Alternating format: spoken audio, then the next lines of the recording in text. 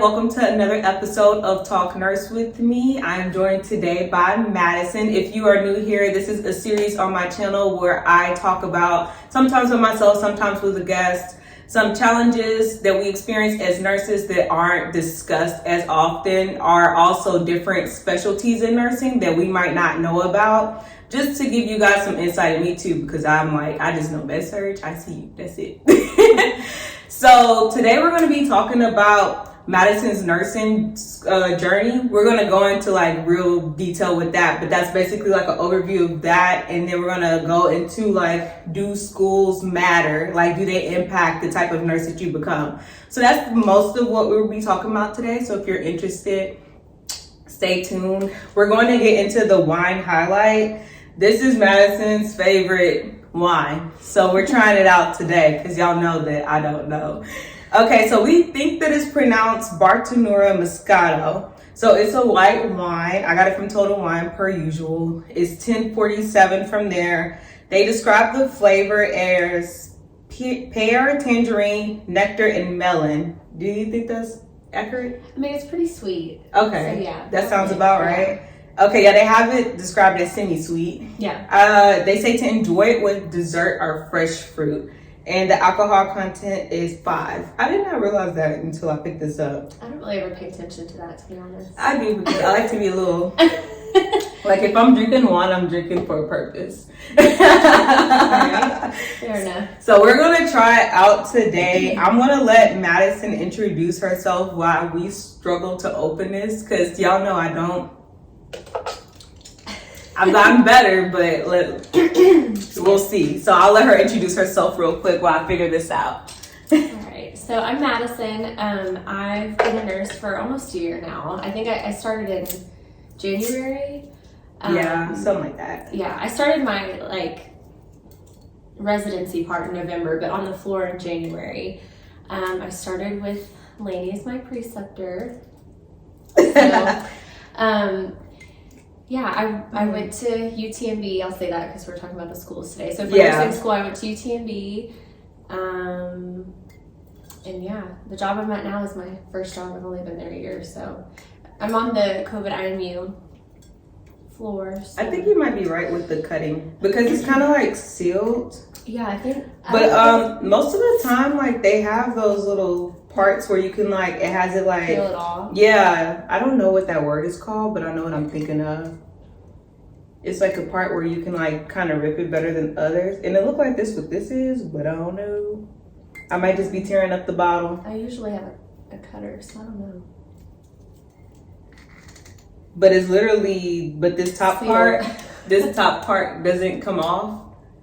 No, it does. Like when you cut around the top of it, like the foil part will. So this part. Yeah. See, she's not good at the cork part either, but she says she normally cut the top part off. But you want me to just get some scissors? That might work. Let me see. Because it's like oh wait. This was like, I feel like I could probably pull it off, which is what I normally do. There's like a little, I don't want to break a nail. Your nails are stronger than mine. Yeah, if you find it, I would say if you find it, just show it to me. Okay. I think you just peel that, maybe. Do you see what I'm talking about? The little like. Yeah, that's why I was like, I saw something that looked like it could be peelable. So I was like, let me. Side. Yeah, I kind of saw that. That's why I was kind of trying to look in the light to try to see.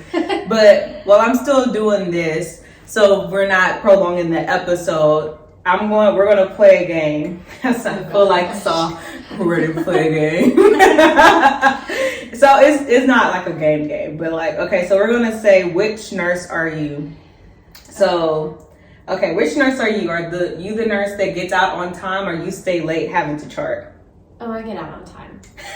For sure. I have my routine, and I'm like, if I do my labs, at like 4 or 5 o'clock, and then after that, I have like 2 things to chart and I'm done. Yeah, basically, especially on night shift. I'm like, for me on night shift, I was like, if you're like leaving late, it better be like a rapid or a code, because I don't understand any other reason why, unless you have a fall is excusable, something like that. But I'm like, it has to be something going on, or else I'm like, I don't know. I'm like, are you just not good at time management, or what are you doing? Yeah. Yeah. I'm also a person who gets out on time. Madison knows. Yeah. I'm You're like, all right, bye. or I'm not trying to stay by any means. Even on day shift, I'm like that too still. I don't ever leave late.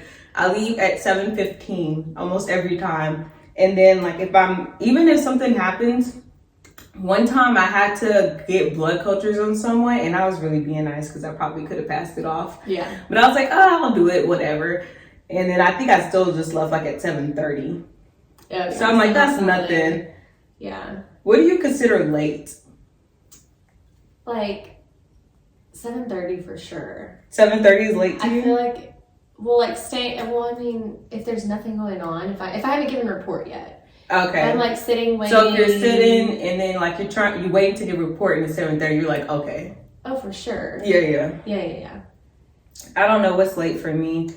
In my new job, some of these night shift nurses don't be leaving until like 8:30. Oh no. I'm like, why are you here? I'm like, you don't want to go home? No, I stayed that late one time, and then there was a code, and I ended up having to run the code because I was there late. See, so. I was trying to get it from the bottom because I see that it's like a little part here, and then I was gonna rip it up, but it's like this Lego part is like sticking. Man, I know. I might just have to go get scissors. I don't think I have any over there.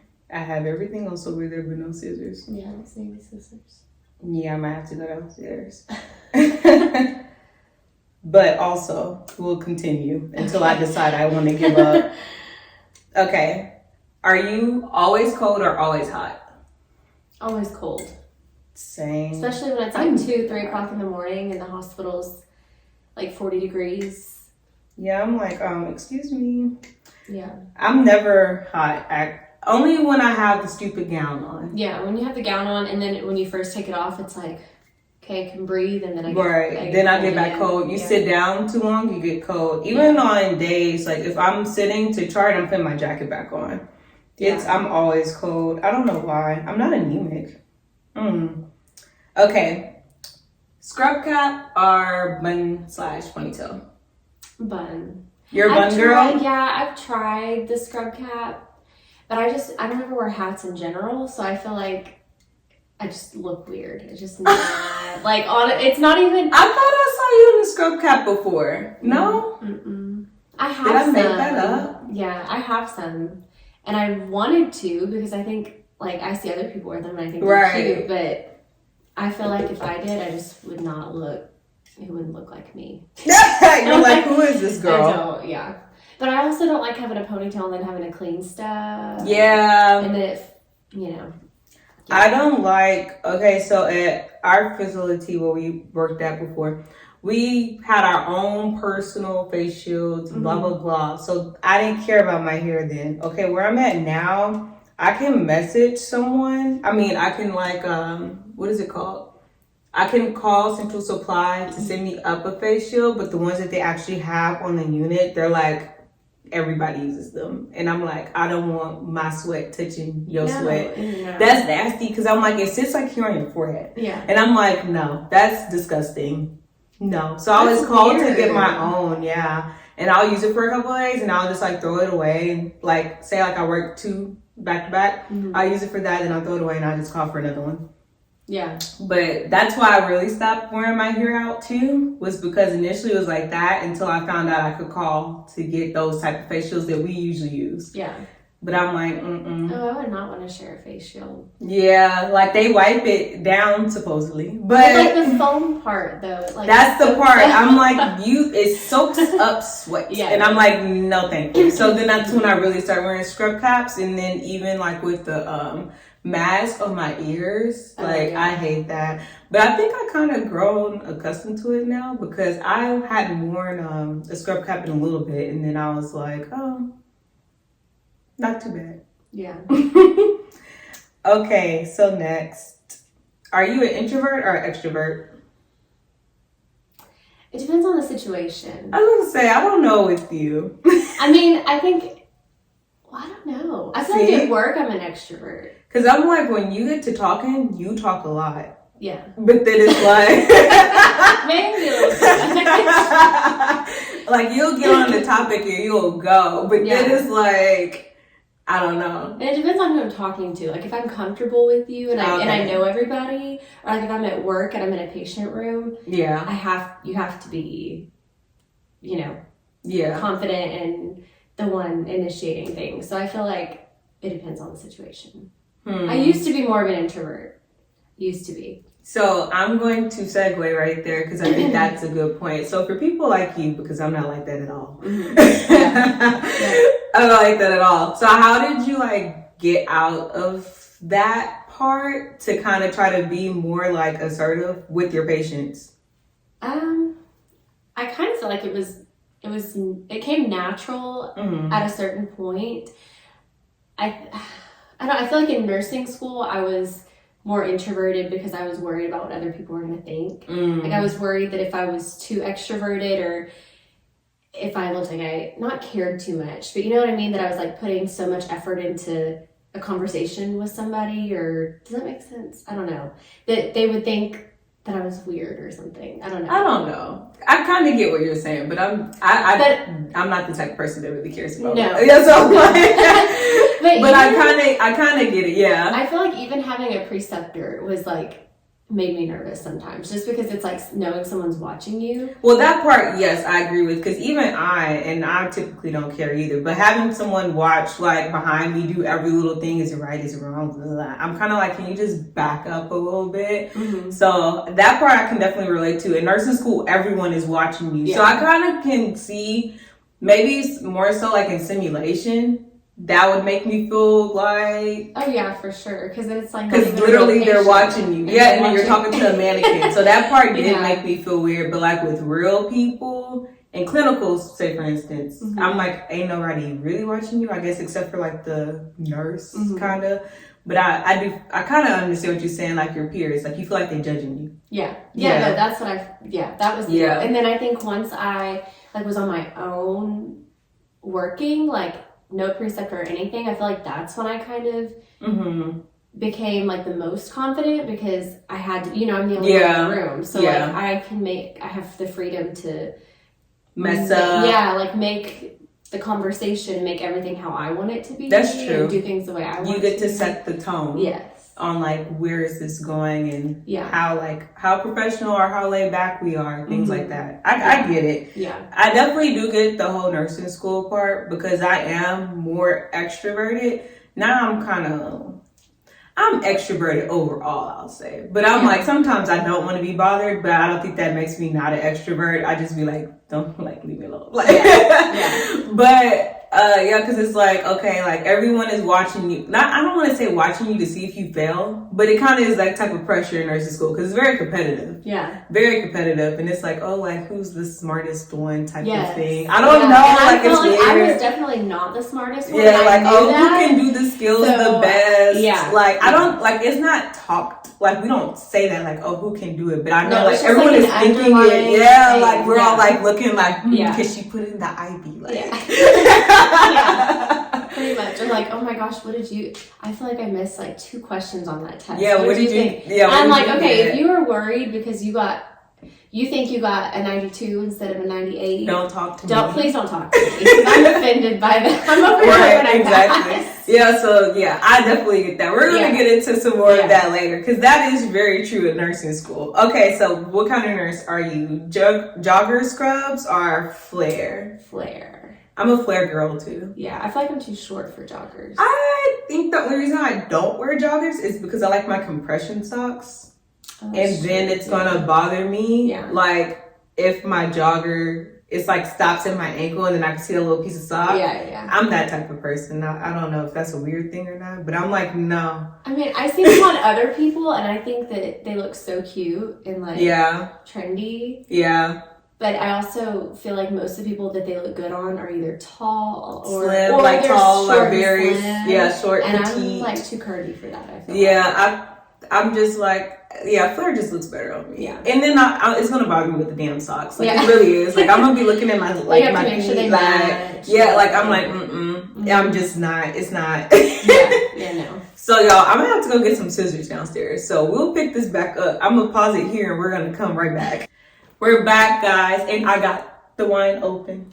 It only took. It took a minute. 2 pairs of scissors. You know what?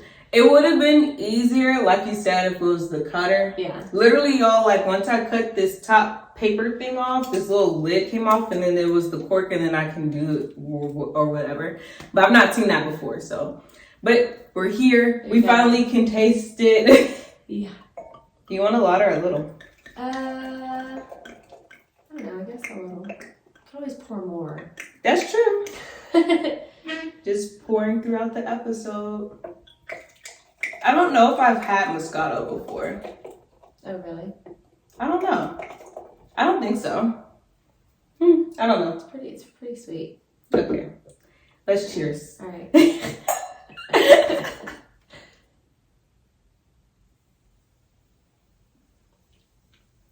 It tastes like sparkling grape juice. Yeah. I've heard one of my friend's dads called it apple juice. Because it's so sweet. But it is really sweet. It's good cold. Oh, typically like served chilled. So yeah, I definitely taste those flavors that it was talking about in there. Yeah, it tastes like sparkling grape juice. That's what it reminds me of. Okay, so now I see what you like. Yeah. Super sweet stuff. We were talking off camera about like red wines and like different drinks and stuff. So I'm like, okay, I have an idea. So some of that stuff I was talking to you about, you might not like if that's what you like, but you might like sparkling wines and champagnes. Yeah. That's probably your thing. Yeah. Because anything else is like, it'll be, Bitter. Yeah. Yeah, now that I'm tasting this. So we're going to start talking, guys, about Madison's nursing journey. So I kind of just want you to give us like a whole little rundown of like your experience, like, cause was it still the pandemic when you were in nursing school? Like, when did the pandemic start? It was like almost my last semester. Okay. I had like one more semester left. It was like the end of my second to last semester. Okay, so this is why I was going to talk to her about something, but this is why I wanted to talk to her in particular about this, because she became a nurse during the pandemic, and as she just said, like during her last semester, like that's when the pandemic began. So the nursing that she's experienced is not like the nursing that I have, because I at least got like a year and a half in before the pandemic ensued. So I just want to talk about that. I just want to know like how you felt and like all these things, and then we'll just go from there. So like I said, I went to UTMB. So luckily, when it came to like clinicals and everything, because we were students at UTMB, we were able to do our clinicals there. Okay. Like they were able to say at a certain point, we're not taking any students from other schools, but we are going to accept our own students. Oh, okay. So we were still able to do clinicals. A lot of other nursing schools were not and able now to. that to me, that's a big thing. Yeah. Because so you actually still got to go physically in person to do clinicals. Yeah, that's good, because I'm like, some of them people, I was like, oh my God, like the first time you're seeing some of this stuff is when you're a nurse and you're like responsible. That's hard, because even for me, and I'm a pretty confident person overall, I still was like hesitant, like, okay, like I'm a nurse, but am I though?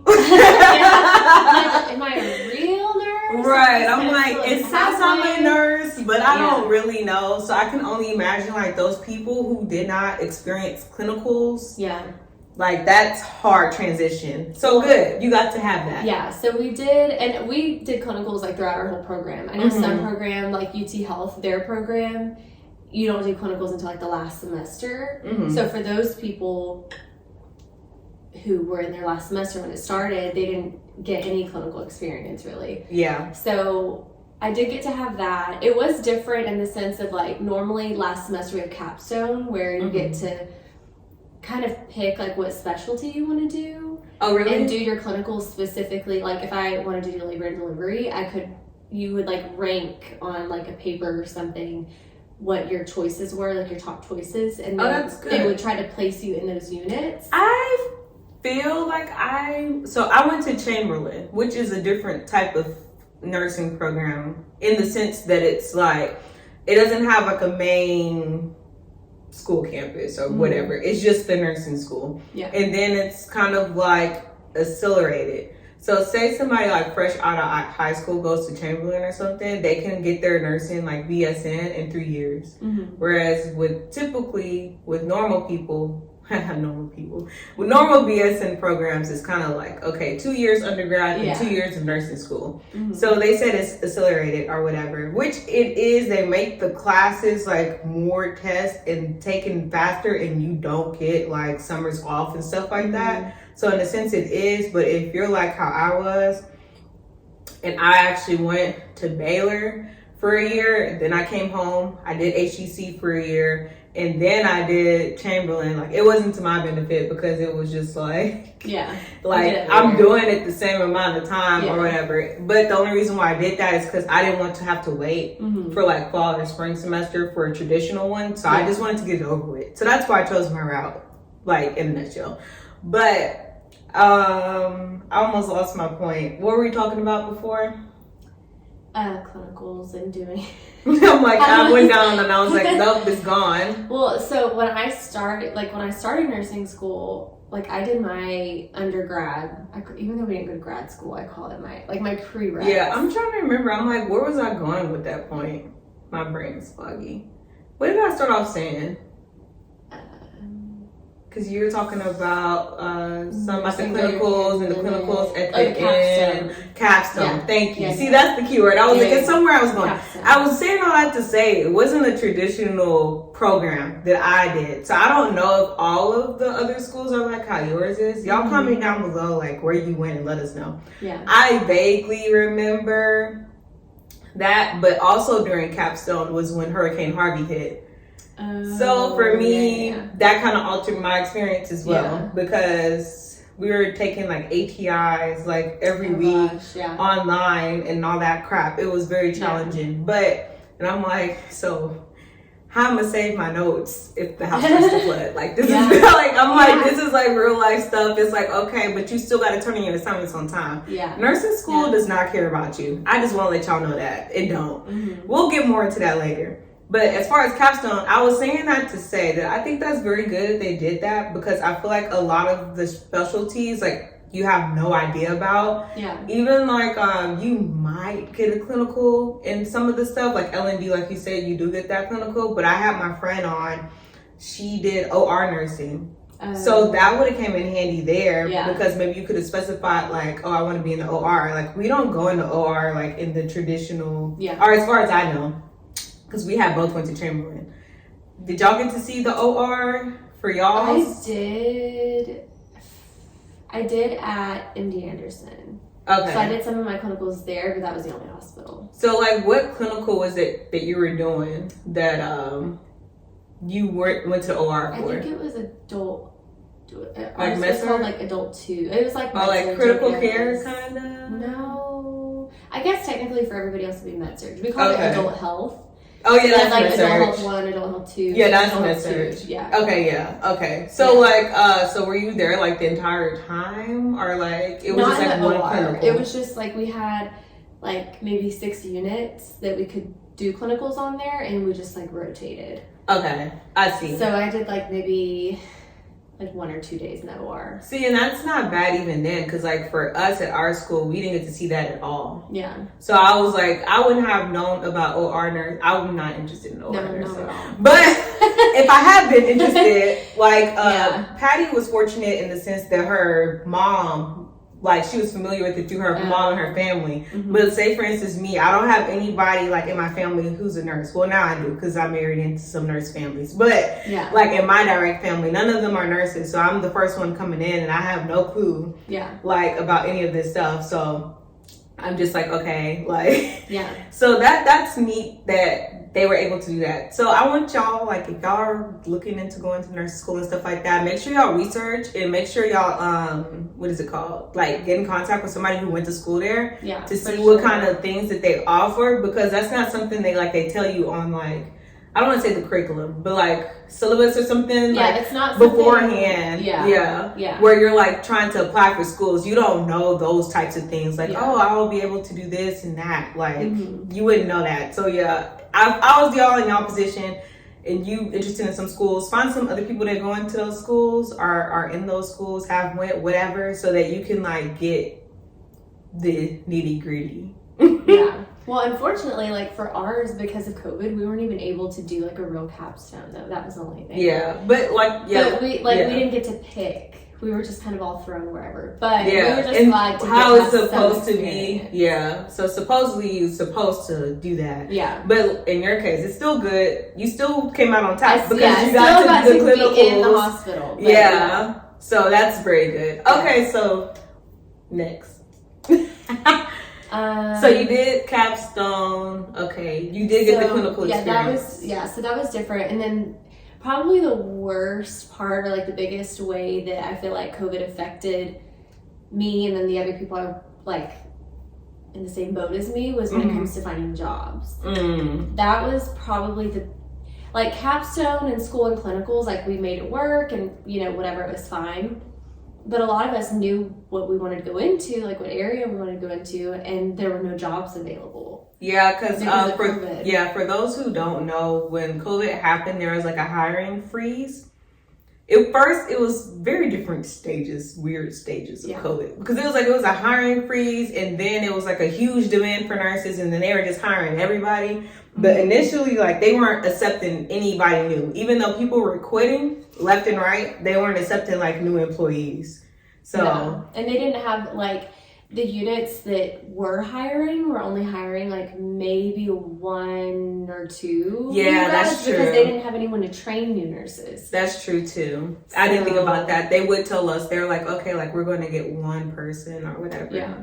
So that's true. So that made the way more competitive too. Oh, yeah, that's how I ended up where we were. Okay, so it was kind of the easiest one to get into. Yeah, it was the only. I had a couple of interviews because the other good thing about like going to UTMB is because I went to school there. Their students get kind of priority compared to other nursing students when it comes to hiring because they know like what you learned. Yeah, right, exactly. So they know that you were prepared and taught like their standards and everything like that. So I did have a couple of interviews there, but they went to internal candidates. Okay. So it was like there were people who I do, if you had the time for a job during nursing school. Oh, I see. I did not. Okay. They worked as like techs? Yeah. Okay, which is so smart. If you feel like you can if you're able to do that, then I would advise to do that. That's what my brother is doing right now. He's a tech. But he's also not quite yet in nursing school yet. Yeah, but if you can just if you kind of have an idea maybe of like what hospital you might be interested in working in, if you can go ahead and get a job there, even like doing anything, just getting some type of thing. Because I even have a girl that I work with currently. She actually did housekeeping first, like when she was like in like prereqs or whatever. Yeah. And now she's in nursing school. She's a tech. So you're just able to move once you're in their system. It's easier. A lot of times, they consider you before everybody else. Yeah. And then you kind of can like build a rapport with certain people. So say for instance, like you're just on the unit, you could like talk to the managers or the charge nurse, like, oh hey, like I'm going to nursing school. They love people who are in school because I feel like they think they care more. I don't know. Yeah. But like a lot of our techs are like in nursing school. Yeah. Almost all of them. Only a few of them aren't. But that's what my brother's doing now. I didn't get to do that like Madison. No. I don't think I could have. I might have because I did have a job, but it wasn't that. Oh really? See, I think maybe. Well, so I went to school in Galveston, but I didn't live in Galveston. I still lived in like Pasadena. So I had a 45-minute drive. Yeah, that's a lot. So maybe if I lived in Galveston, I could have been like a tech there because it's right there. Yeah. But there was no way. Like, that's true. I didn't think of it that way. Yeah. So do what's best for you because everybody's journey is different and there's multiple ways to end up at the end goal. But do what's best for you. But it is easier to get on if you already work in that hospital system some type of way. For sure. Okay, so that's how you ended up where we were because of the job market and all that. Yeah, it was my only option. I was like, you know what? And I had friends who were offered positions like at our hospital or just like positions that were not their first choice and they chose to go ahead and just like hold off and decline the position and just wait to see. Oh really? Yeah. So what do you think about that? Because I think you just get on anywhere. Yeah. I mean, on one hand, I don't know. I feel like you said, everybody's journey is different. So you can still, either way, like if your goal is to be like an OR nurse at Memorial Hermann, even if you can't get there like right away, there's still ways. It just may take you a little longer. Yeah. But like at the time, like my situation was different. So I felt like I had the opportunity to either wait for like UTMB, because I had some interviews there, wait for them to have more position available, or I could go ahead and accept the one that was already in front of me, guaranteed job, right, and start sooner, as opposed to waiting another 5-6 months, depending on how long it's going to be. So I wanted to go ahead and start getting experience. See, so that's where I'm at with it, because I'm like, while you're at home doing whatever, well, it's a lot of factors actually that go into this. One, financial. Yeah. So depending on your financial situation, you might have to go ahead and start working and just get a job wherever you can. But on the same hand, if you are fortunate enough to not have to immediately start working, I mean, that's cool. But what are you doing for 5 months is my question. Yeah, unless you have like another job. Yeah, because, unless you had another job or you were in nursing school, and then maybe you just stay on there a little bit longer. And I'm like, okay, that's cool too. But then I'm thinking like, so, I mean, you could do that. So then that's that.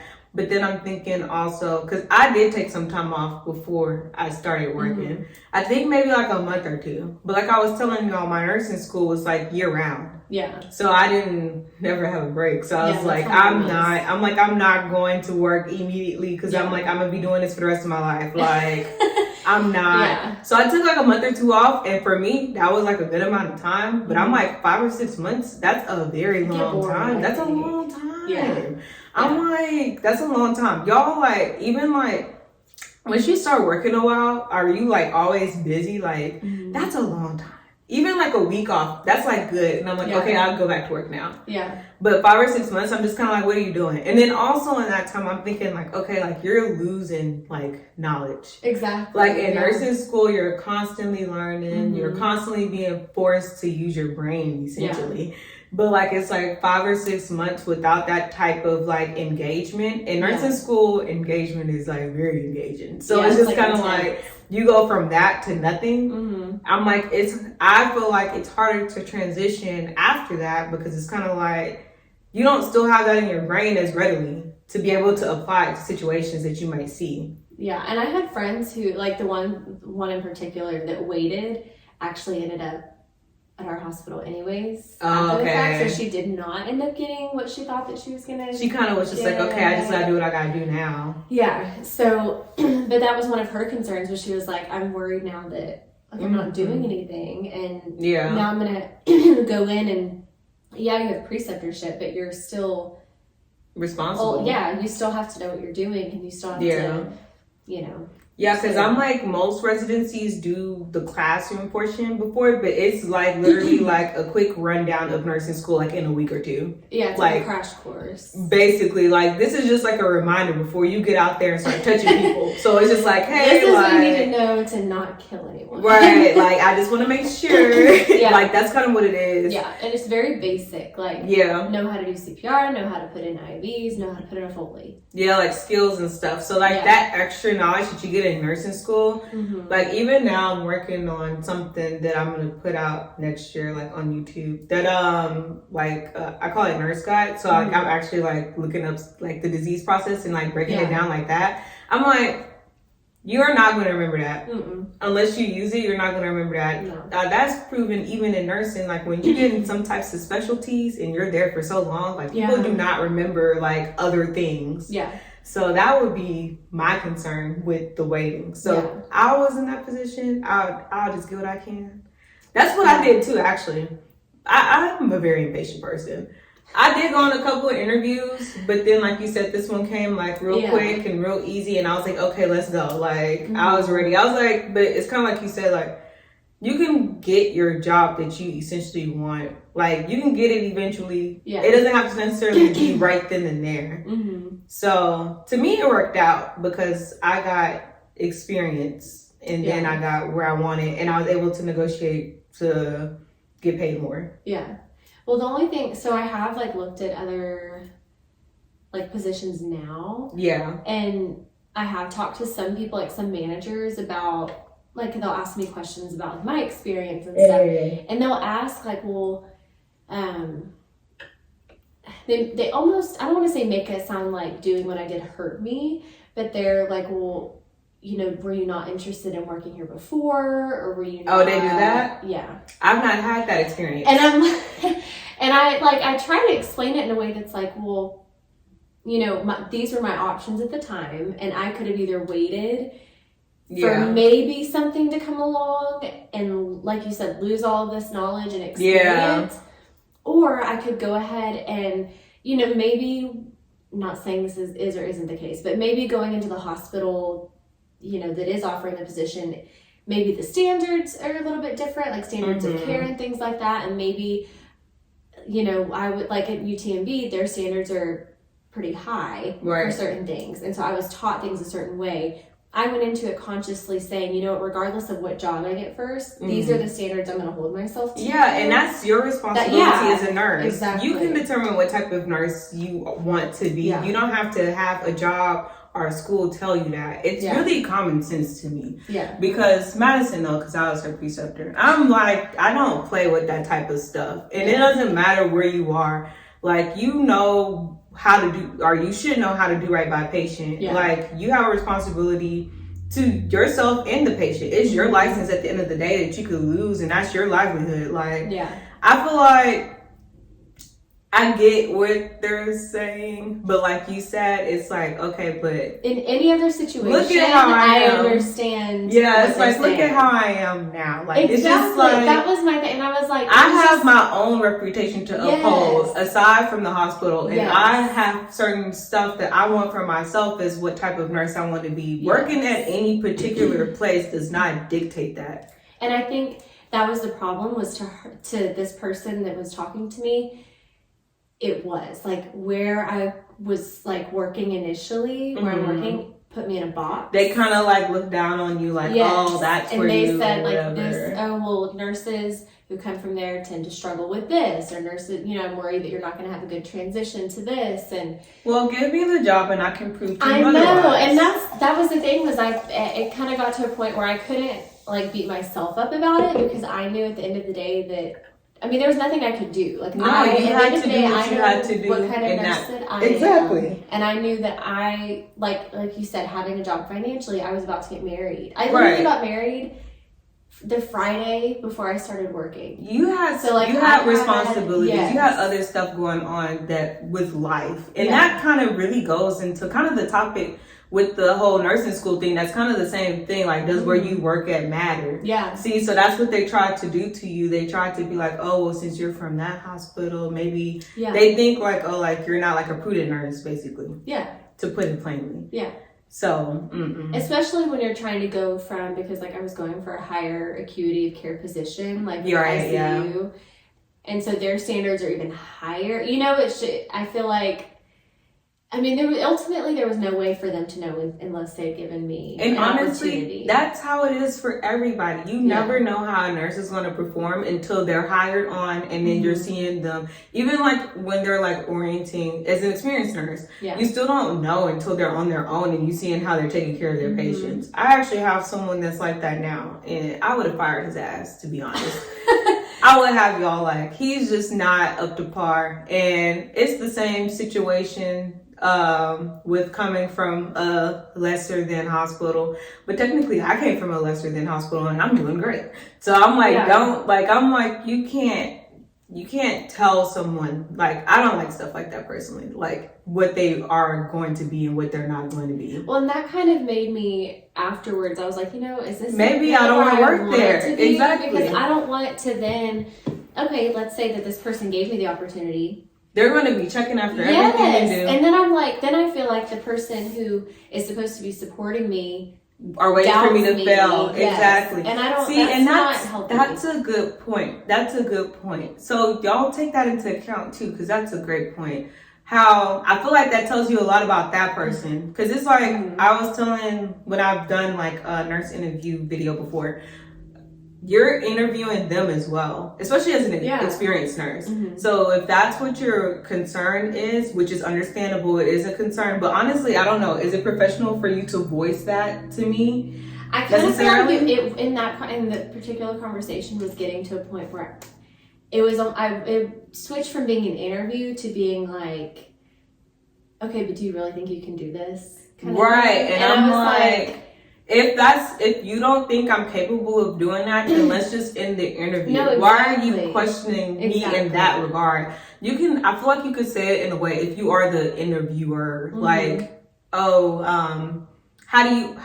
you feel confident in your abilities that you'd be able to acclimate to this environment? Right. Like, this is the environment that you'll be dealing with. Do you feel confident that you'll be able to handle it? And that's perfectly fine, I feel like, to ask. And that's just like a yes or no question. And they could give you like a scenario or something. And you could be like, this is what I would do or whatever.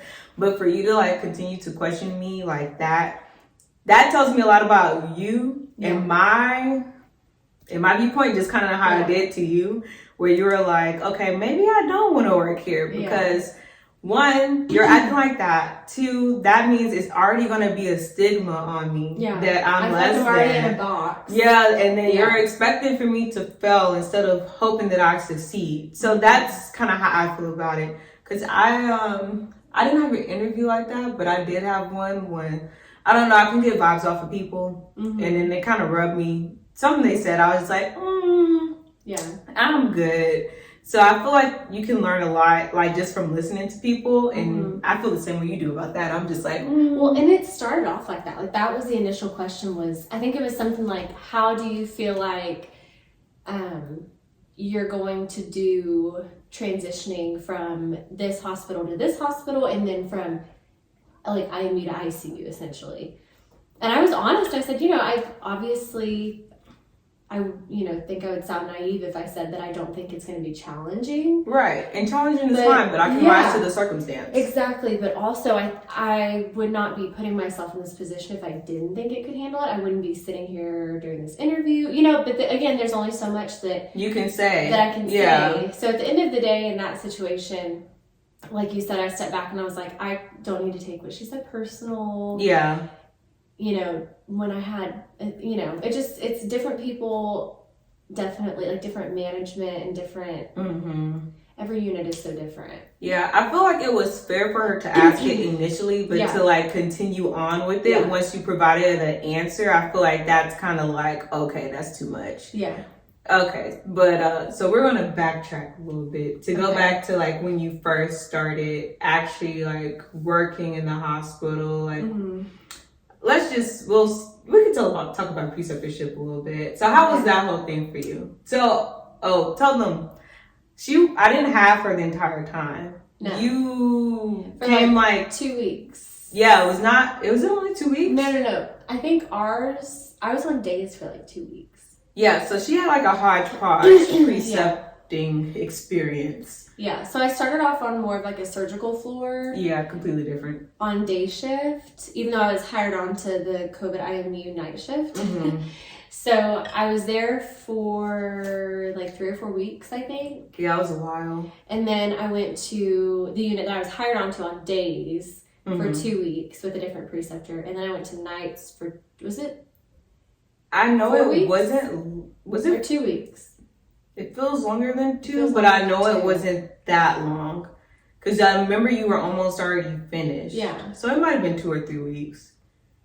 Something like that. Yeah, it's something like that. So typically, though, for most cases, it's kind of like that in nursing, just in general, I've learned. Because at first, I thought, when I first became a nurse, I was like, I don't like that. Why are you putting me with all these people?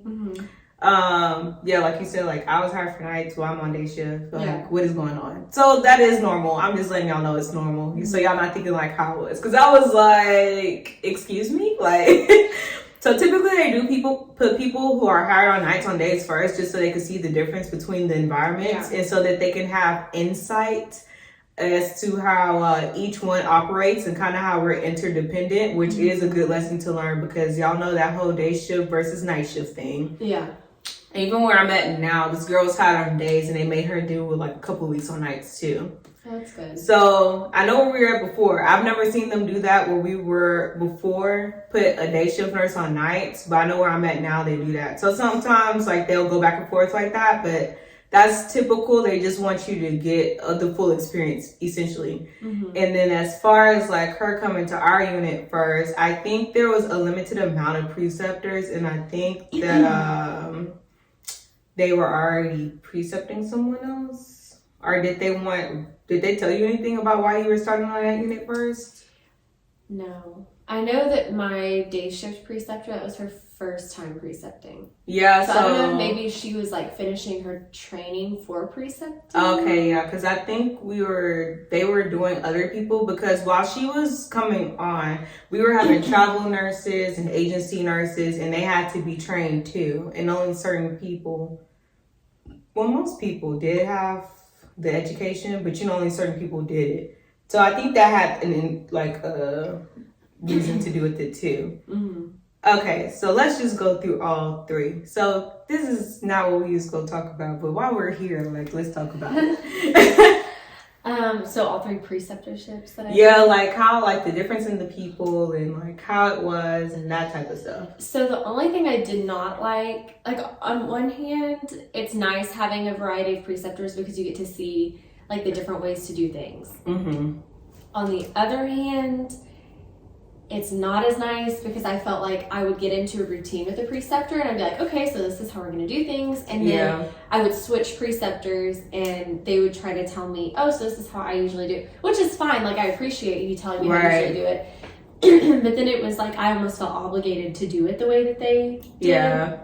And, by the time I got to our floor, I was already a month in. And kind of had figured out how you wanted to do stuff. Yeah, with the exception of like on our floor it was COVID, so I did have to adjust. That's true. To that, and like when you told me like you don't chart in the room, like on day shift I charted in the room. Yeah, it's like night a lot of little nitpicky things. So little stuff like that I appreciated, but I almost felt like I kept starting over. I get it. For a while, so that was a challenge. It was just kind of frustrating on that end, but. It was nice getting to see like a different floor other than COVID for a while. I think that's part of why they did it. Yeah, I think so too, because then that's all you would have ever known. Yeah. And I don't think that's been necessarily good. I will say now I feel like on COVID we're seeing more than just like respiratory and cardiac issues. So that's good, because it's like at that point it's kind of like COVID's like a specialty. Exactly. So it's kind of like you didn't get to, or you wouldn't have been able to see a lot of other stuff that a med surg nurse or just a whatever nurse would have experienced. So I think it was good that they put you down there. It is annoying because I went through the same thing. I didn't have 3, but I had 2. Yeah, I had 2, and then they were like different. And then with the second one, it's kind of like I had to like reprove myself to her. Like I'm like, I know what I'm doing. Yeah. Like at that point, I have felt confident enough that I knew like I'm a little something. Like if I need help, I'll come and get you. That's where I was at with it. Yeah. But it was kind of like she would go behind me and check everything and like, oh, did you do this? And I'd be like, I already did it. And then she was like, oh, like one time she yelled at me for being in what she thought? Oh, she was like, oh, how have you not like passed all these meds yet and all this other stuff? I was like, because the patient had to go to the restroom and they had to go bedside commode, so I couldn't leave the patient. Yeah. And then when I said that, she was like, oh, and I'm like. The first day, I remember like the first day that you precepted me, or first night, I guess. I was so scared. I was so nervous, and I vividly remember what patient room we went in first. Really? Yes. I don't remember. I don't remember. Madison called me at a bad time, guys, too. And I told her this. I was like, I'm so sorry. I was fed up with that place, one. And I was ready to go. Like, I was already supposed to have left that job, but I was still there. And I told her, like, I'm like, the reason I'm only still here and I wouldn't have quit already is because of you. Yeah. But not like a bad thing. I feel like obligated to stay because, like, she needed a preceptor. But it wasn't, like, I didn't mean it to be like that. But I was not in a good space. I kept telling her this all the time. I'm like, I'm sorry, like this isn't me, but I was like, I'm sick of this. I just felt like you were like, and I get this somehow, like other people tell me this too, but I felt like you were, one of it was like the whole, someone watching you thing. Yeah. And it was someone new. Yeah. So like I got uncomfortable with everybody else. And then I remember being in the room and I'm like scanning the meds and you were just like standing by the door watching quietly. And I was like, okay, I'm like gonna talk to the patient, but I don't want her to I didn't know what kind of nurse you were, so it was a little like it is weird. First. It is weird, like that type of sense. That does, I'm like that because too. It's just like we don't even know each other yet, right? But after that, I felt like I appreciated when I was allowed to like do things on my own, knowing that. Like, even on days, my day shift preceptor, like, second to last week, she was like, okay, I'm gonna let you do it. I'm just gonna be out here if you need me. Right, yeah. And it was nice because I felt like I could still ask for help. And, like, I had somebody that was, like, a go-to person designated to help me. But I also was able to have the freedom to do things how I wanted. Kind of figure out like, for yourself. Yeah. And that's how I feel like it should be. Precepting on the other end is, like, very difficult because it's kind of like... you're responsible for that person, so like if they mess up anything, that kind of falls back on you too. Yeah. So it's kind of like anxious in that sense, where it's kind of like having like a kid. I don't have kids, but this is how I feel like having a kid is like, and it's very like anxiety, like because I had someone before you, and I was like, that was like right when COVID had began, and he was not like gowning up properly and stuff, and that's when we didn't know like how COVID was and like how it's transmitted, and I was about to die. I was like, oh my God, he's going to catch COVID. We don't know how this thing is transmitted. I was like, stop touching stuff in your pocket. I was like, get out of that room. I'm like, because he kept like, he'll gown up, he'll have the gloves on, and then he'll go in his pocket to get stuff. And I'm like, no, like, you need to have that out before you go in. And especially then, like, we didn't know anything about it. So like nowadays, it's kind of like, okay, maybe you could like figure something out that is still like safe to do in that regard, but it's like then we had no clue. So I was like, I told our manager, I was like, you have to get him off this unit, because I was like, we don't even know. Like for me, I don't even know. So how can I teach like this new person? I was like, get him off the unit. I'm going to like have an anxiety attack. Because then I'm like, I'm going to get, like, he's going to get COVID. And I'm going to feel bad because it's like, So I was like, he has to go. So, like, it's kind of like having a kid, I feel like, when you're precepting. And it's, like, very anxious, like, because it's like, you're saying, like, we'll watch. And it's just like, okay, like, you want them to do it on their own. But it's kind of like, don't kill the patient. Like, make sure you check this. Right. Like, make sure you check this. And then how they go forward, like, with their nursing career. Sometimes it does depend on, like, what kind of preceptor you get. Yeah. And I've seen that, like, with that new guy I was telling you about, that I was like, he probably should be there. Like, he was telling me, like, oh, at my old facility, like, we used to share passwords and stuff. I was like, oh, no. Oh, gosh. Like, oh, no. I don't care who you are. I'm not trusting nobody with no narcotics. Like, it's just not going to happen. Because if anything was to happen, like, it's going to come back on you. So, no, like, absolutely not.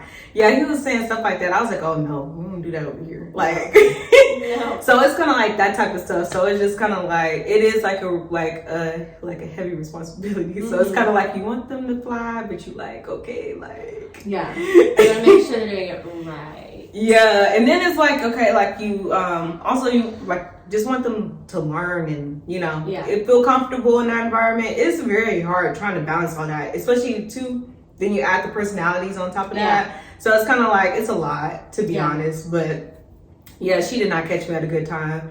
If I scarred you, I apologize. I was a little nervous. Well, after the fact, I was fine. But I remember when I first started, I was like, I don't know. I'm really like, I just don't know. Well, also I was switching to nights too. Yeah, now it's different and like too. that is just like a whole other. Yeah, it is different. Like dynamic. Yeah. I'm just a tough person in general because I just want, like, things should be done right because there's a reason why it's done like that, especially in nursing. Because it's like some of that stuff is life or death and you just can't do that. Like, I'm gonna use that boy again. He's administering. Hopefully he's not watching. I don't care. If you are, you need to do better. Like, you need to do better. You need to take your patient care seriously. Like, and not share your password. He was given blood pressure medication without checking the blood pressure first, administering, and then at our new facility, you don't have to like co-sign insulin. Oh, really? Yeah, he was given insulin without checking the blood sugar first. Yeah, and I'm like, especially on days, normally it's lower in the mornings. They haven't eaten anything, and you're just over here administering Lispro. Like, first of all, how do you even do that? Because it's a sliding scale. Yeah. So maybe it was scheduled. How do you figure out how much you need to get? I was like, see, that type of stuff. That's why I get like, I be seeing some stuff that they be doing. Like, even not even just newer nurses, older nurses too. And I just be like, good luck to you and your patient. Like, I've been seeing some stuff. So that's why I'm kind of like, I always try to warn people though. I've not precepted a lot of people, you and then the guy before you. Mm-hmm. But I always try to tell them, I'm like, look, it's not personal. I just want you to do good. So yeah. But we had a good learning experience for Madison, because remember that patient who was not DNR? Oh yeah, and I've had that happen still since. I know. I'm not surprised. Yeah.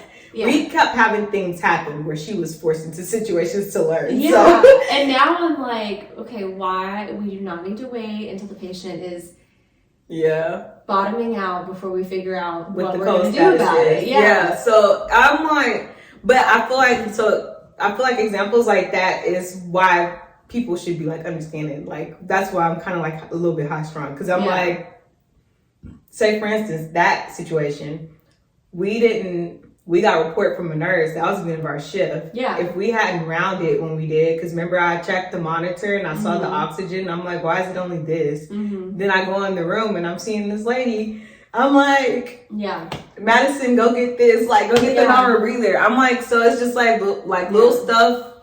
It might not be nothing at one point in time, but it might be something like on another day. So you should just set the precedent, like in your nursing routine or whatever, to do things a certain way. Yeah. So that's how I feel about it. Always know the code status. Always. Lord. Always. And then always, like on the COVID floor, it's a little bit different than a regular floor, because normally you do like bedside shift report on a non-COVID unit. Mm-hmm. So you're able to lay eyes on the patient. And if something looked off, you have the day shift nurse or whatever previous shift nurse there with you to be like, hey, why is this going on? What did you do for this? And ask questions. And on COVID, we don't do shift report in the room because of obvious reasons. Right. And so normally we'll try to, and this isn't even like required, this is just like one of those things like we learned after starting, is like, first thing, go like look at the monitor and everything. You can look, like kind of look over your report sheets, and then go to the room and say, check your patient. Just look at them and just. That's what you should do. Period. But like she said, normally you have the opportunity to do that during bedside shift report. But like in our instance, like she said, but. Yeah, that, I mean, like what we went through was a perfect example, because I'm like, had I not checked anything, like that lady could have been in there. Yeah, we would have been in there for another half hour. Yeah, and then some people, they don't even round that early. Some people, I literally see them wait until it's time to pass meds to round. Mm-hmm. So, I mean, maybe in certain situations that might be fine if it's a stable patient, like if it's a regular floor or something like that, maybe that'd be okay. Yeah. But at the same instance, you're doing bedside shift report, so it's not congruent. But in our case, you literally could get away with waiting until 9 o'clock to go into rooms to pass meds, and that means you've been there for 2 hours and haven't seen your patient. Yeah. So had we not went in to check on them, like that lady would have died. I mean, she did die anyway, but there's nothing we could do. Like caught it when we did. There was nothing we could do about it, but if there was something we could do about it, we would have done it because we caught it so early. Yeah. So. Like she said, check your patient. Yeah. Check your patient. Yeah. But so how was it for you transitioning from orienting to like being on your own? Well, I kind of know the answer because you called me a couple of times, but tell them. Well, it wasn't as, I was scared at first. I was a little nervous because again, I was used to having somebody to like back me up per se, and like to be there in case something happened.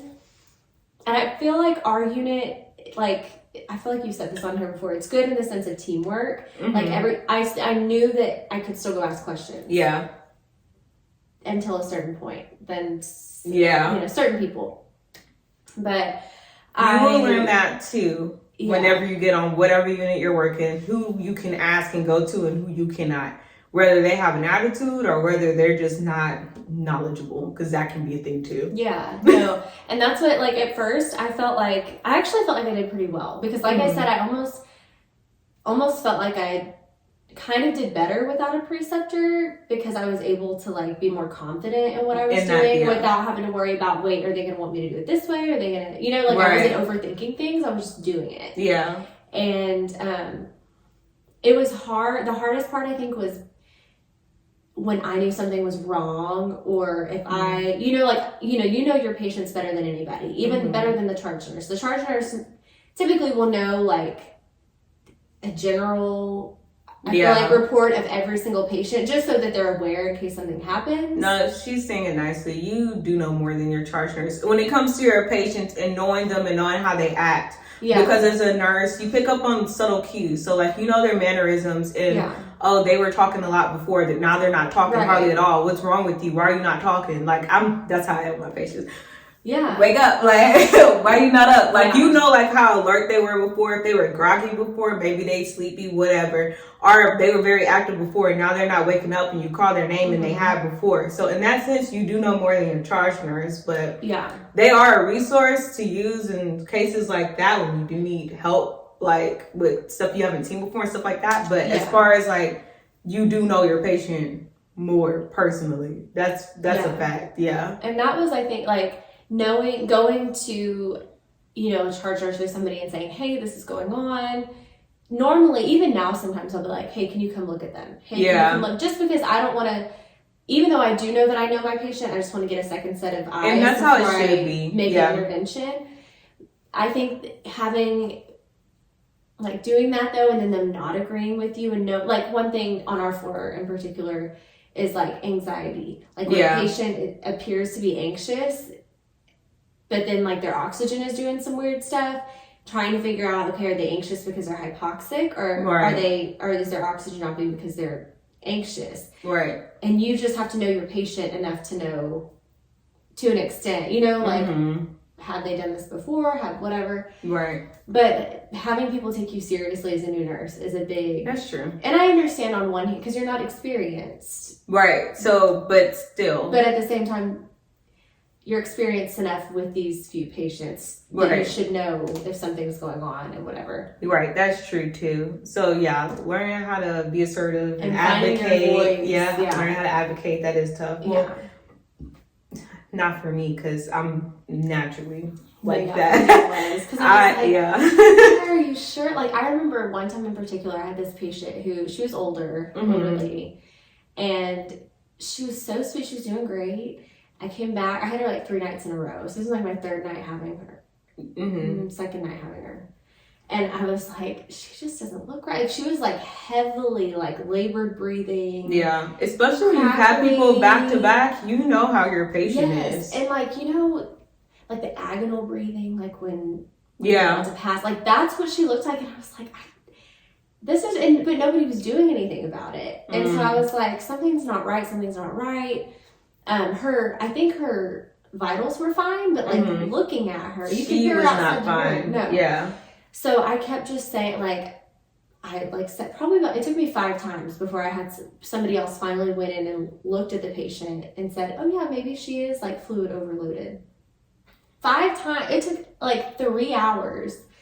I come back, because that was the end of the shift, near the end of the shift. So at that point, I just had to pass it on and say, hey, can you just like get an order for, you know, I think something's going on. When the doctor's around this morning, she's stable, but like something is happening. Something's going on. Yeah.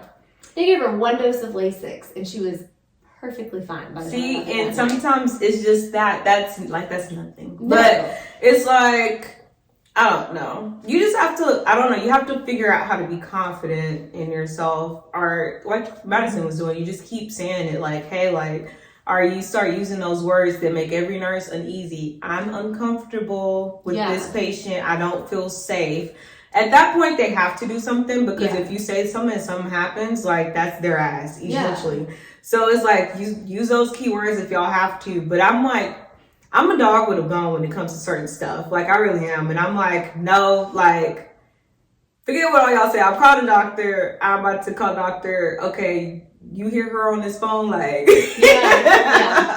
I'll call somebody, like, we're getting something done. Because just like you said, you can look at those patients, especially with COVID, because it's respiratory. You could look at them and be like, you look like you're struggling, like you need assistance. Yeah. So I always play it safe, even if I don't want to say I don't believe in the person. I don't charge as much now. I'm not doing that for a while. But even if I don't necessarily agree, I'm like, it's better to be safe than sorry. So just go ahead and get orders. Go ahead and do interventions.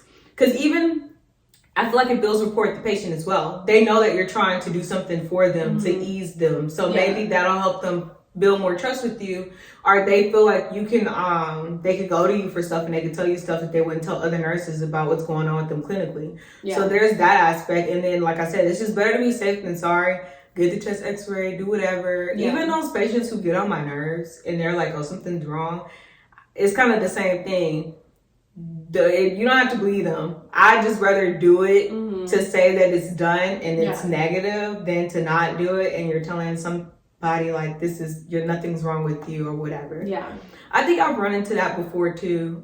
Recently, not with me telling anybody. At this, I don't really ask people anymore. I just go to the doctor, especially since it's day shift. So day shift is different. I just like text them like, "Hey, this is going on." Yeah, because nighttime it's like if I wake up this doctor, and you have to kind of think about it. Yeah, nights you have to think about it. Be like, is this worth a call? Yeah, like But days is like everyone's there, so you're just like, hey, or whatever. But I think I had this patient. I forgot what was going on with them, but they were kind of different in that sense too. And it turned out that he had a blood clot in his lungs. So I was just like, see, we would have never known.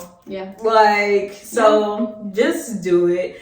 Even if you're scared, do it anyway, and then whatever. Because the one time that you just say, like, you know what, maybe they're right, I'll just let it go. Something will happen. It's going to be the one time that you would have been right. It's always like that. That's why even now, sometimes I don't even want to do stuff. But I'm like, okay, I'm going to just do it anyway. Just because on that off chance that it will happen, the one time you decide not to do anything, something's going to happen to that patient. So just go ahead, bite the bullet. Don't take it personally. You're advocating for your patient. This has nothing to do with you. Yeah. So they might talk to you crazy, because I know that they do that sometimes. I would say, not to me though, because we gonna have problems if you talking to me crazy. But I know, like, especially like with less assertive people or less like outgoing people or whatever terminology you want to put it. I know that they have problems like speaking up. Just don't even think about it having to do with you. Just think about your patient, because if you don't do it, no one will, and something could really happen to them.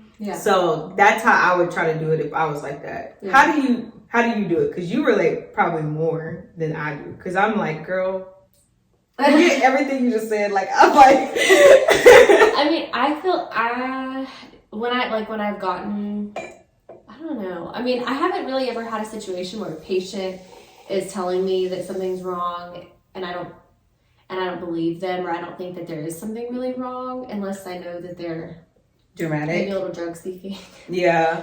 But more so in the case, like how you said, like, how would you advise like newer nurses, like, to stand up for themselves and to be like, I mean, first of all, do your assessment. That is like that's number one. That is rule true. Number one. That's true. Because will go and I'll look at like the history of the charting, and I see, one thing, and I'm like, that looks copied and pasted, and that is not what the patient looks like today. Or, like... That's true. That's a good point. Yeah, do your assessment first. Be thorough on your own before you go get someone else. That's true. So, like, I had a patient who, like, an example, who had a stroke. Okay?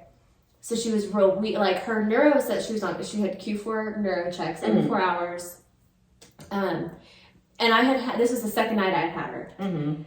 She was able to talk. She was still pretty weak, but she was able to talk. Kind of a bigger lady, so she was real weak. Okay. So I went in the next night, and she was very, very drowsy, very lethargic, like wasn't really talking much. I had a hard time like keeping her awake. Physically though, she was the same as she was before, but I would not have known that if I hadn't done my assessment and seen, what I mean, like the changes mentally. So then when I went to get a charge nurse and say, hey, this is going on, because at that point you have to say, like, okay, do I call the code neuro? Do I just call the doctor? Like, what? Yeah, what do I do? Because either she's having another stroke or she has a UTI. Like, there's so many different things it could be.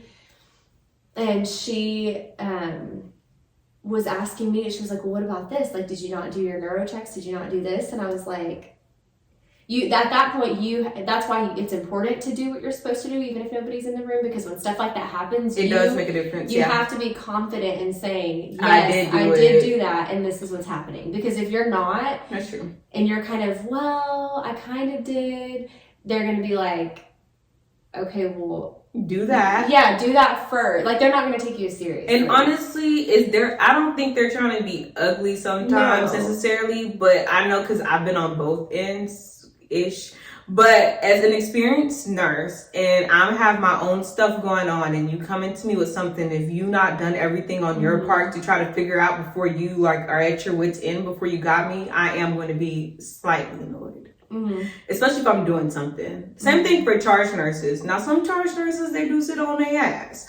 But some charge nurses, they're busy. And then it's like, okay, like, can you do all what first off, you're supposed to do that anyway. Yeah. So the fact that you didn't do it, like, why aren't you doing your assessments? That's one. Two, it's like, okay, do everything that you can think feasibly to do for this patient. And then once you can't think of anything anymore, then come to me. Because sometimes it is like little stuff, like, oh, their blood pressure is low. Okay, like, were they just asleep? Like, okay. Recheck it. Yeah, like, did you recheck it? Like, is the cuff too small? Is it connected to the monitor? Sometimes it's like little fixes like that. And it's like, okay, I didn't waste it. Like, it sounds dramatic, but it's like I have other things going on. And now you're taking me away from that. And now I kind of got to go switch from this to that and then switch back. So it could be slightly annoying. So do your assessment because you're supposed to. Yeah. Yeah. You're supposed to, and anything happens to these patients and you're responsible for them, like we've said already in this episode. And then when something is wrong, first of all, you're more credible. So you can go to them and be like, okay, I've done this, and this, and nothing is working. I need help. And it's like, okay, you did think of everything. Something's going wrong with this patient. Yeah. So I do think it makes it like you're more believable. Yeah.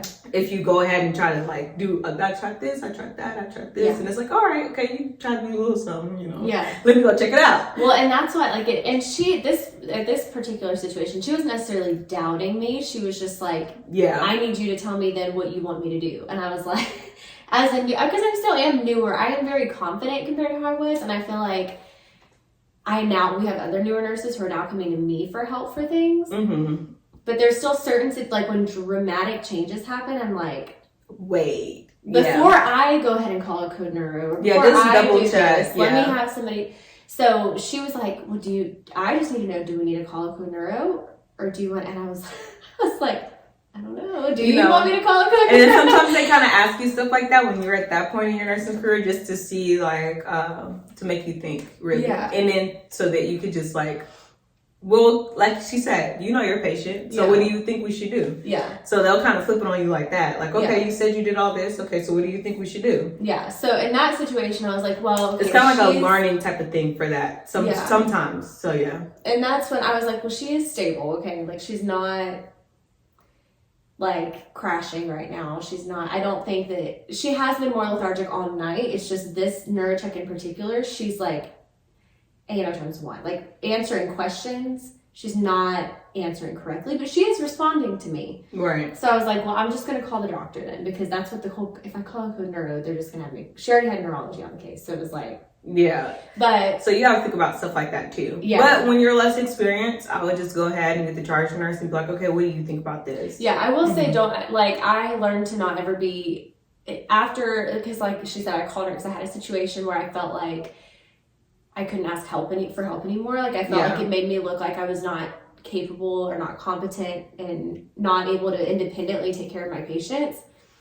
But at the end of the day, regardless of whatever nurse thought about me, the patients are my responsibility. Yeah. And what's worse than having someone think that you're dumb for asking a certain question is having something happen because you didn't ask a question. That's horrible. And you're going to feel guilty, and it's going to eat you up. It really is. And then if you really are that worried about what they're going to think, then they're going to be like, well, why didn't you come to me about that? Yeah. So ultimately, you just have to think about what's in the patient's best interest, because at the end of the day, like, that's your job. That's what you're not there to make yourself look better or make yourself look smarter or anything like that. You're there to make sure that whatever's going on, and if there's something going on, it's found. And if it's not, like in this case, called the neurologist. He wasn't super concerned, but I was like, at least sorry to cut you off, on that end is that you've done everything on your part, Yeah. all like cover your ass type of thing. Mhm. Because if something was to happen later, maybe not on your shift, but maybe on the shift after, then it's like, oh, okay, I was concerned about this, and I talked to neurology, and they said this. Mhm. That's when you're writing your patient notes, because that happens too. And I've had that a couple of times where I tried this, and this, and they decide to not have no interventions. We're not doctors. So if they want to decide they don't want to do anything for that patient, okay, I've done everything I can as a nurse. I charted it. Now, if you're really concerned, that's another thing. You could take it a step further. But I'm like, once you checked with the authority, then it's kind of like it relieves you of responsibility in a sense. Now, will you feel bad for the patient? Yes. But at the end of the day, it's not falling back on you, and you've done what you could on your part. So that's kind of another reason why I'm always just like, go ahead and ask. Go ahead and do whatever you got to do, because, you know, it's a responsibility at the end of the day, that. And then it's just like, you don't want to feel no guilt, because I feel like you might still feel bad if something does happen, but you'll know for you that you've done everything you could. Yeah. So I can't imagine like something happening to my patient and I didn't say something or I didn't do something. Well, I feel like a whole other level of like not even worrying about what other charge nurses think is having to advocate and speak up to doctors. Like that's a whole other thing. Is like, I don't care about them, because I'm like, I don't even see you. Like I see you for 5 minutes and you're gone. Like, well, I don't even know what half of them look like. Yeah, so especially on nights, it's like, I don't, what is your name? I don't care. Like, or they come on the floor and they're like talking to me about this patient, and I have to say, I'm so sorry. Who are you? I hate to interrupt, but who are you? On days I still don't know who some of those people are. I'm like calling people the wrong names sometimes, and I'm like, oh yeah, like who are you with again? Like sometimes because it'll be an NP or a PA instead of the doctor, or somebody's covering for somebody else or whatever. So I could see the doctors. Well, I can see both. I see charge nurses because it's like they're a nurse too, but they're above you. So it's kind of like, okay, like they know what I'm supposed to be doing and why I didn't do this and whatever. But then with the doctors, it's like they have, not all, some of them cool, but some of them got like this little superiority complex. Like you're just had a a bad nurse. Experience with a nurse. And Some of them do have bad experience with nurses, and they're just like, make sure you do this, and this. And honestly, I don't blame them. No, because just like with us, like their license is on. They're and it's like they don't get to be there all the time like we do. So it's like they're really dependent on us to really make some accurate calls. And then it's just like, what the hell did you do to my patient? I just left. I've had that happen a couple of times with certain pulmonologists. She's like, who is the nurse? Like it's sad. I feel good for me, but I feel sad. But they're like, oh, thank God Lainey's here today. I'm like, that really should not be a thing. It shouldn't be a thing where it's like, oh, thank God, like I'm here. I'm like, well, why the hell y'all not doing y'all job? Yeah. Like, who was there before? I'm like, what is going on? Why y'all not taking care of my patients? Like, but I can see the doctors, because it's like higher medical degree, and it's just like, well, so like there are some doctors, like in this case, the neuro case, the doctor was like, he's cool. Oh, I feel like a lot of the neurologists are pretty. Some of them think that they are on a little bit of a pedestal, but for the most part, I feel like the doctors I've had experiences with are pretty cool. So this one was like, well, I think it's probably like metabolic encephalopathy or something like that. He was like, I think it's something else, but if you want to go ahead and do a CT, go ahead. And I was like, okay, yeah, we'll go ahead and do that. Like, you know, they kind of make it your call. Like, if you want to do it, you can. Yeah, if not, don't. But I don't think it's necessary. But if it makes you feel more comfortable, just to double check. So we did it. That is nice. And it was clear. You know, the scan was clear and everything. But I was like, well, something is going on. But I did my part, like you said. Right. She didn't have another stroke. That was my biggest concern. I was like, if she's got a UTI, she's already on antibiotics. We're good. Right. But then I've had other doctors, like one in particular, who every time I call him, it never fails. He asks me, well, who's the doctor? And I'm like, this last time I called him, I said, well, he was on call he was like the hospitalist on call. Yeah. So I was like, well, this patient is the hospitalist.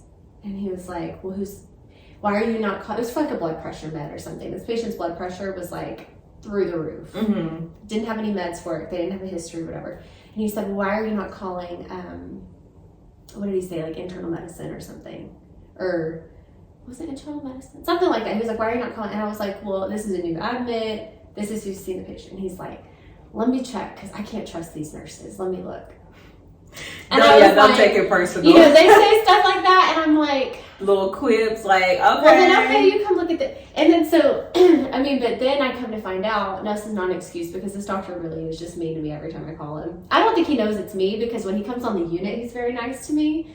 But every time I call him, he like doesn't want to be the one that's you know, and I'm bad because if I saw him, I'd be like, so why you always got attitude with me? I know, no, I thought that the next time because he will come and sit next to me and he's like, so numbers are going down, huh? And I'll look at him and I'm like, yeah, we're not friends, right? We're not friends. You're like, you don't know who I am, but I know who you are. Yeah, exactly. So, but he, come to find out, had a nurse one time. I think it was a newer nurse. So I think he assumes that every nurse is a new nurse because of this. He ordered for them to put in a Foley. Mm-hmm. And they put in an NG tube. Okay. See, that's why I said sometimes I don't blame him because I don't know what it is. I've been seeing a lot of stupid nurses lately. I don't know what it is. And it was like... I don't know how they pass NCLEX. I don't know how they pass nursing school, but they're out there. Yeah. Not all nurses are created equal. I will say that. Well, that's an example right there. YouTube and the Foley. Like, how do you do that? Like, so in that sense, I got it. But that's a doctor that it's very hard for me to be confident with. So I have to, it's like an ongoing thing. You just have to like continuously tell yourself, especially as a new nurse, like, even though I am a new nurse, I don't know nothing. Like I know more about my patient. Something. Yeah, you know something. Yeah. I'm the one that's here with these patients, not the doctor. Right, exactly. So there is that aspect. See, I'm kind of like the step further because I was there. Well, I guess the same time frame. Mm-hmm. I feel like 1 year is kind of like, okay, I'm calling everyone to double check everything behind me just in case. Mm-hmm. Then I think that the 2 year mark, I kind of was like, I'm calling them on like exceptions. Like, what is this? I've not seen this before. Mm-hmm. Now I'm kind of like year 3. I'm kind of like, okay, like I'm not even calling the charge nurse. I'm just doing stuff. Like, I'm like doing stuff, and then I tell them what happened like after the fact. I'm like, okay, this patient was doing this, so I did this, this, and this, and I called the doctor and got an order for this, this, and this, and now they're fine. Yeah. And they're like, oh, okay, thanks for letting me know. Yeah. Like, that's kind of where I'm at too. So it's kind of funny, like the different phases you go through from as a nurse, but just stick in there, y'all get there. Yeah. Like, No, and that's what I feel like now. Like I said, I have other nurses who are coming to me and asking me, like, who do I call for this? Who do I call for? Like, what should I do? The roles will reverse real quick. Yeah. And so then it like teaches me, like I'm able, even though I know how to do that with my patients, I'm able to help them and like teach them. But I don't know. Now I think my biggest issue, like even now sometimes, is like knowing who to call, what doctor to call. Oh yeah, that is the biggest. And I remember I had this same rude doctor. He talked like he was gonna take me to court. Like he was like, oh God. Who in court is gonna what are you gonna say when in court they say this and you call the wrong doctor for? I was like, look, when I've already told you I'm so sorry. They do stuff like that. I'm like, look, we don't have to go there. No, it's so fine. I'll call someone else. Yes. Bye, and I hang up on them. Correct. Because that's happened to me before too. I think recently, and it's not. I know who to call. It's a matter of fact that, what is it about to say? Who was that one time? I had a big issue. Oh, I got it. Came back. So this is my agency job. So it's kind of different anyway because I'm not familiar with the doctors there because I'm not there all the time. Yeah. So I'm like, why do you assume? Y'all just think we all just work here all the time, huh? Yeah. So I'm like, they got agency nurses, travel nurses. Like, come on, guys. But anyway, this guy here, I can't remember what it was about in particular. Was it a stress test? It's like a stress test result or something like that. I was calling a cardiologist. Makes sense, right? Mm-hmm. Deals with the heart. You ordered it.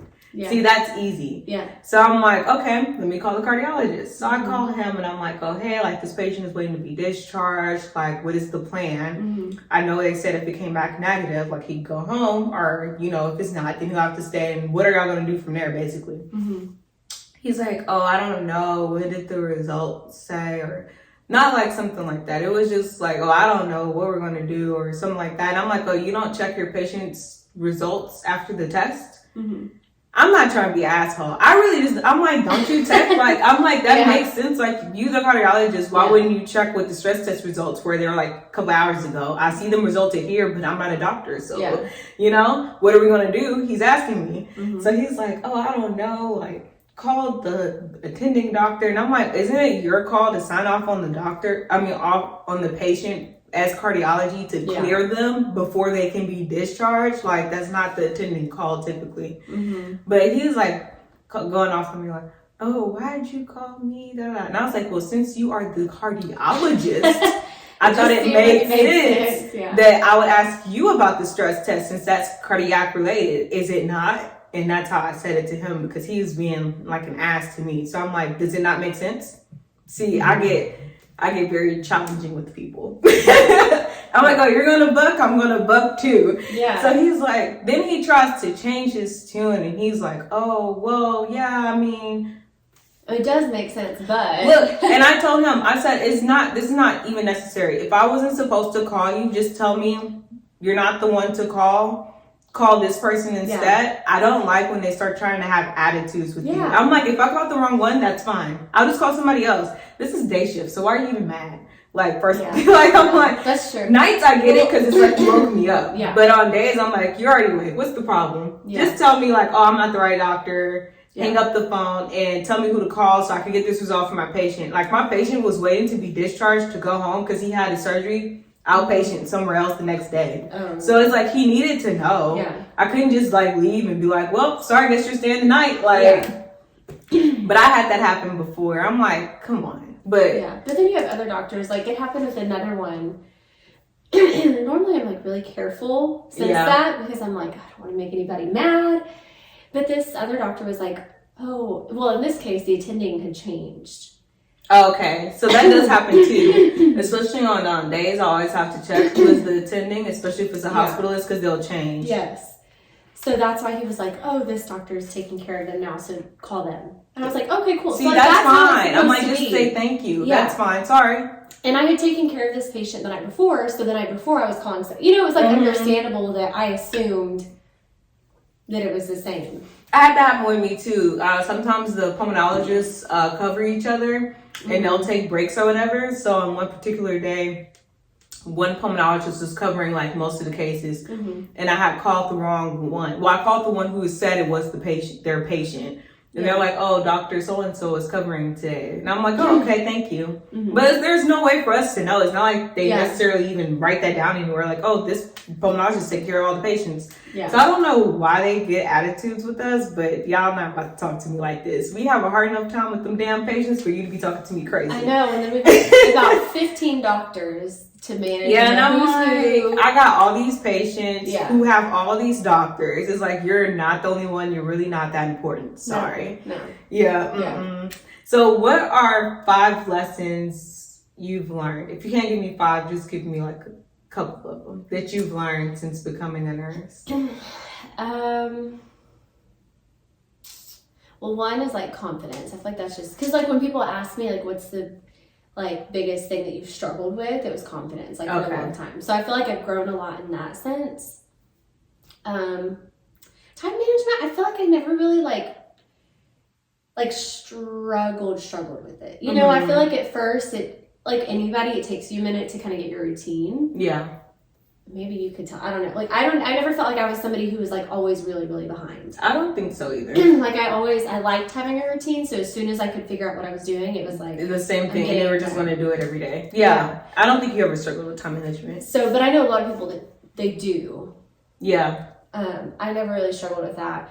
And even older nurses still do. So if you're new and you struggle with time management, don't feel bad because I see some older nurses and I don't know how they struggle with it because you've been a nurse for 20 years. But it's not I'm not my business. It's not my job to understand why you struggling. If you need help, call me, girl. Yeah. But don't feel bad for the newer nurses because I know y'all be feeling bad about stuff. It's fine. Yeah, no, I think the other thing was like feeling like I could ask for help at a certain point. Like I didn't feel like that at first. I felt like, okay, I'm new. I have a reason. Like it's okay for me to ask for help. But after, I don't even know how long, but there was a certain point where I felt like maybe when other newer nurses were coming in after me, I kind of felt this is happening.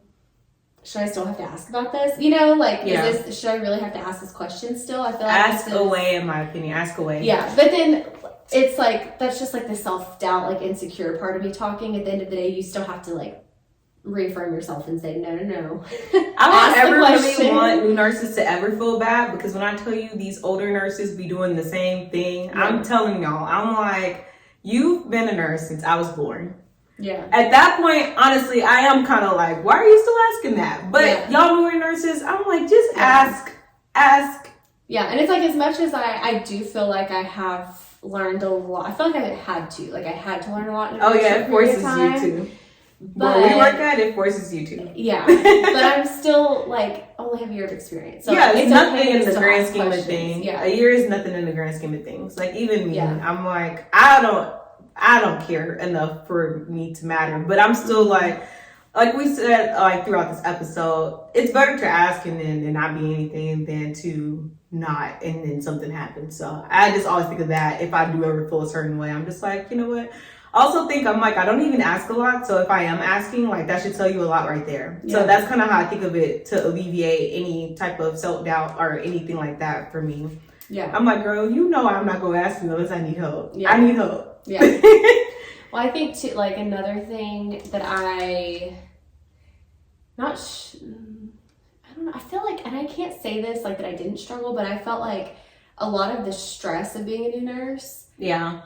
I didn't really have that as much. Really? And I don't know. What is like the stress of being a new nurse? What do you mean by that? I don't know. Everybody just always talks about how being a new nurse is like super stressful and it's like hard to adjust. I think it's time management. I think that's the biggest thing that might be it. I don't know, because I've never felt like that either. Like, that's what I'm like, what is the stress of being a new nurse? I do know people say it's stressful, but I'm just like, I don't know. Maybe I'm not trying to say that other people don't like what they do, but I'm like, I just really enjoyed going to work. So I was just like, something's new every day, especially like in the beginning. Yeah. So I think being like, okay, so then another thing is like putting yourself out there when other nurses or like rapid response teams or COVID teams and people come, learning how to run those situations. So that's something that just comes with experience, like running codes. We have had so many codes in the last month. It is like unreal. And I have been there for every single one of them. See? Everyone. And at first it was like nerve-wracking because I'm like, I'm still new. Like, I haven't had very many, really, I never coded anybody on preceptorship ever. So for my first things always happen right when you're off of it. Yeah. Yeah. So technically we didn't code. She just died, but we did have that. We didn't have anybody else while I was with you? Because I'm like, they were happening all the time. Oh, you must have got lucky. Because I was like... Because you told me that before I got there. Oh, okay. See, that's what it was. So there was like a period where everything was we had rapids. And rapids aren't the same. But we would get them to ICU before anything would happen. See, and that's what I like. Yeah. So, but I think I'm glad it kind of worked out for me because the confidence as a new, my confidence level got to a certain point before I had to encounter stuff like that. Good. Yeah. So when we had patients come in, so the AOS or whoever, code team would get there and say, okay, what's going on? Right. You knew what to do. I would panic and oh my gosh, I'm not going to know the answer. But they're not asking you to judge anything. They need to know what's going on. They just want to know what's going on because they have no idea. And so finally, I would just, you learn after doing it. But now, because I was comfortable enough to put myself out there and not just wait for someone to answer for me, they actually looked to me to we had a code one time and the charge nurse was looking for me.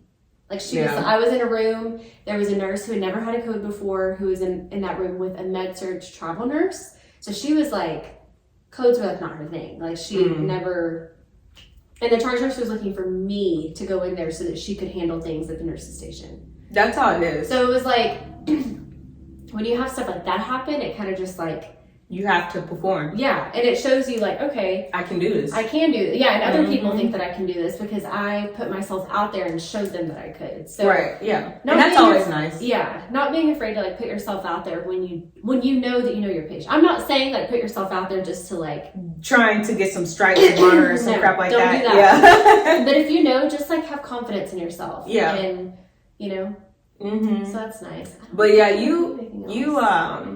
See, even now, I'm not gonna, we have codes nowhere near as many as what we had before. But I feel like I'm like in the military or something. I just like get right back on that horse. I'm like, do this, do this, do this, do that, do this, do this. It's like we were having them so much over there. We might as well have been ICU. First of all, that IMU is a higher acuity than others. First, let me just tell you that.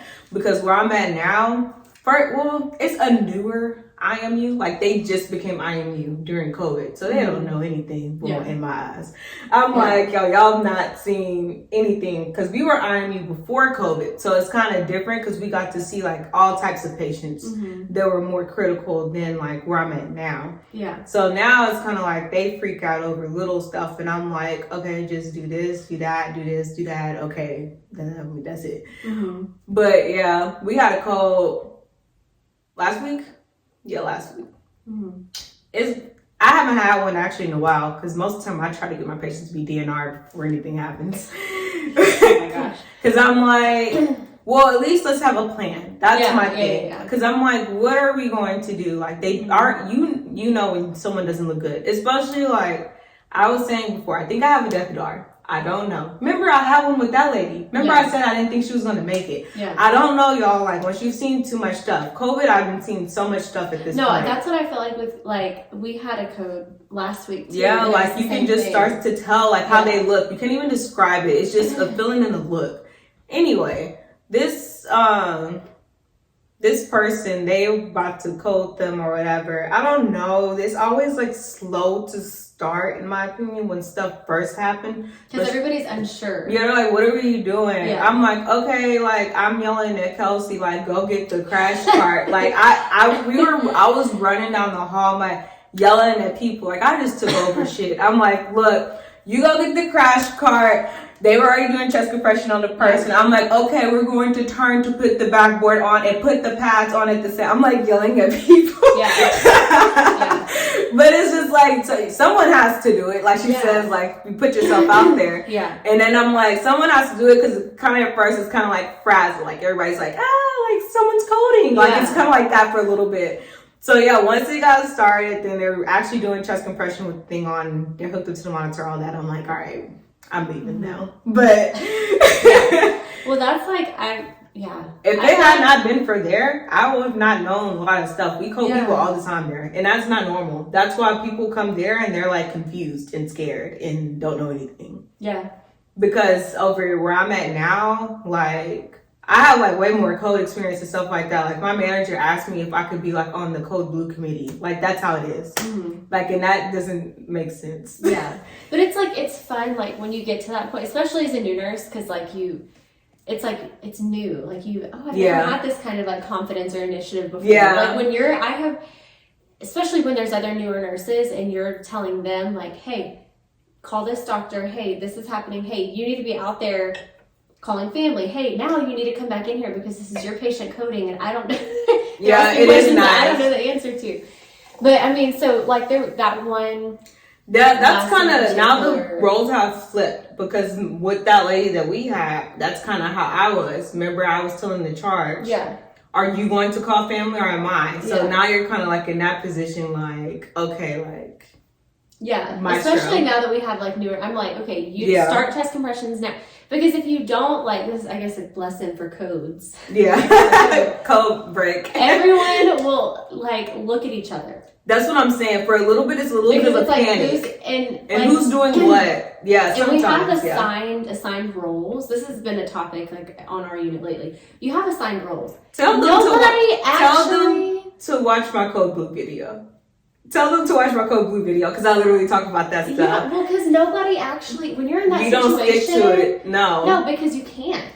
Because it's who is in there first. And whoever's in there first needs to start chest compressions. And then everybody else just falls in. You need to tell them to watch my code blue videos because I'm like, I had an experience like this where I'm at now, and I'm like, okay, I'm making a video about this because I'm like, regular people, they're not used to it as much. Because normally you really don't code patients that often unless you're in the ICU. And even then they're intubated and all this other stuff. So really all they're doing is, it's not the same as on the floor. On the floor, you have nothing there except for you and your team for Yeah. a good little minute until everybody get up there. So y'all have to initiate, and time is money. Time is life. You literally have to. I mean, yeah. Also, immediately. Always, if you have a patient, this is something that I recently learned because we've had so many codes. You can even tell, even if a patient's not going to code on your shift, it may be 2 days later. If they are not looking good, like older people, really. I feel like, have suction in the room. Yeah. That is like such a, I feel like thing that like gets disregarded. No, it does. And I used to always have to be like code- that too. You have to suction because them secretions. Or blood. Lately it's been blood. Like every single code In the I've mouth? had. Yes. Yeah. Every code that I've had lately has been due to internal bleeding. It's really weird. Every single one lately, it's like GI bleed. Something. Yeah, and honestly, like Madison said, normally when I admit a patient, I try to put suction stuff in the room already. So it kind of gets, I don't want to say swept under the rug, but if you come in behind someone and they've already been admitted for a while, then maybe you won't like, oh, let me go get the suction stuff. But that is a good rule of thumb because it comes in handy when you need it. All right, especially if they're older and they aspirate, then what are you doing? You're just watching them choke. So I mean, that's what, like, because otherwise, like when I haven't had it set up in the room, it's like, oh my gosh, someone set up suction, and everyone's like literally frantically. Then respiratory's there. Respiratory's trying to get the suction. Some people don't even know how to set up suction. No. To be honest, a lot of people don't. I just had to show some other nurse how to do that a couple of weeks ago. Yeah, it's not a normal thing. Well, and then we're COVID, so like it's respiratory. You need to think of head, like worst case scenario, because so you know, like respiratory, you need suction. Like it's certain stuff you need for certain things. Well, that's what I had a patient who she was older, and I had a feeling she was gonna. They should be at the point where they have suction in every room at this point. Yeah, no, they should. Because we used to check each room, like to see if suction was set up. Suction, and then when I was training, they even said like having an ambu bag. Ambu bag though is a little bit different because it's in the crash cart. In the crash cart, so like if you're at a point where you need it, they've already coded. Yeah, you've already. It's in the crash cart, so that I don't really care about. But the suction, it takes a while to set up, especially over there. Even just in like the wall, just 30 seconds, like those 30 seconds, if they have like copious, secretions and blood, a lot of secretions, out, they can choke on that, and that could be the reason they die when you could have probably saved them. Yeah. So, and it really does take a while to set up, like connecting the tubes to this and doing all that. Yeah. Yeah. So that's at least a couple of minutes. I set this suction up for this patient, and she coded 2 days later. I wasn't even there. See, but I knew later. I was like, we all had the suction set up, didn't you? You're welcome. There was she's like, you see what I did there? Yeah, you're welcome. No, it's true. But see, so that's kind of, I try to do that with every admission, but since it's IMU, we don't really admit a lot because they're already on the floor. Yeah. They've been there for like a long time, but it's a good part of your nursing routine, like to check and to see and to set it up if it's not there. I know a lot of times once you've been a nurse for a while, you have to do it on your own. That's not like it's going to be an order or anything like, oh, set up suction, or your charge nurse is like, set up suction. That's just something you learn to do as a nurse. Okay, so I know we've been talking for a while, y'all, but it's okay. Y'all will get the little title cards. Y'all can skip to whatever part. Y'all can watch us over time. It's fine. So now we're going to get into does school really matter? And this is we've kind of already talked about some of it throughout the episode. We kind of talked about the jobs, and that did show some things. Like we said, it might hinder you in some cases. But I guess we'll talk about both.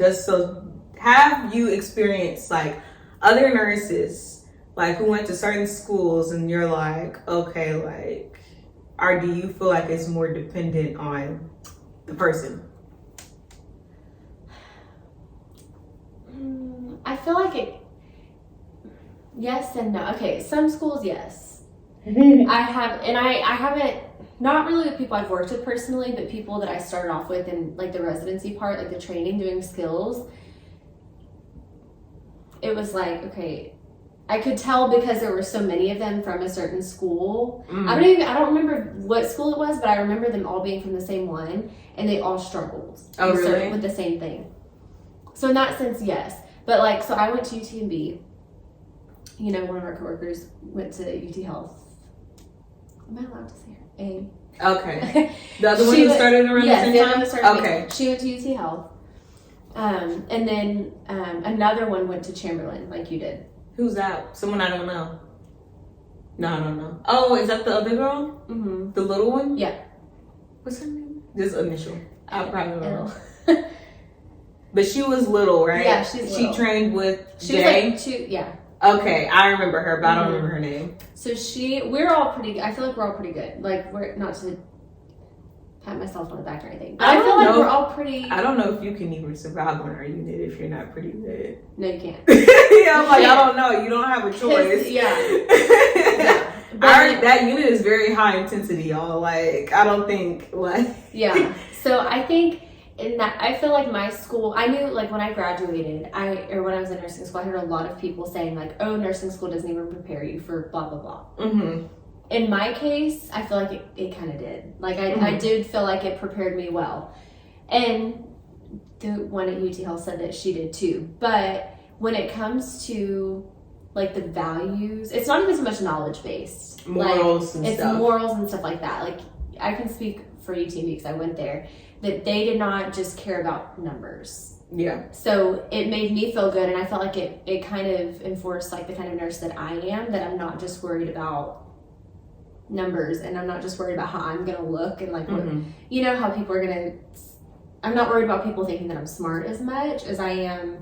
I want my patients to know that I care. Like, I want to be a patient advocate, and I want to encourage other nurses. You know, it's not. I didn't come from a place where they were like, you just need to make sure that you know this stuff. You just need to make sure, because you can. It was more than just the knowledge. Yeah, it was about the actual care. Yes, because you can know everything about everything and be the worst nurse when it comes to, like, patient care. Yes, because I do believe in, like, a more holistic, like, it's not just about the medicines that you give them. It's about the, like, if I'm in the hospital and this is, like, the most stressful time in my life and I'm super sick and I have a nurse who comes in here and it's just like a robot and it's just, like, handing me my stuff and that's it, and I don't feel like they actually care, and I have COVID, so I can't have people in here anyways. I mean, your mental health, your will to get better, I mean, everything just goes downhill. I agree. So I feel like it is important, because nursing school is hard enough as it is. If you can go to a school, like she said, talk to people who went there. Y'all are gonna have to, because there's no way for you to know. No, by, like, looking at the website and see, oh, these on the people website, they all say that shit. Yes. I'm not even kidding, y'all. Like, whatever, and then you do a tour, they all gonna suck your ass to try to get your money or whatever they're doing over there. Yeah. But yeah, talk to someone who's been there, and then kind of like how we're doing now, discussing like, did it actually prepare you, or how do you feel about that? Like, definitely do that. Yeah. And social media is so, like, y'all can do that on here. Like, y'all have that accessible. So yeah, I just feel like it's so hard. Like, nursing school's hard as it is, but I was able to say, like, I really had a great experience regardless. Like, I had to repeat a class. That sucked. Yeah, it was hard.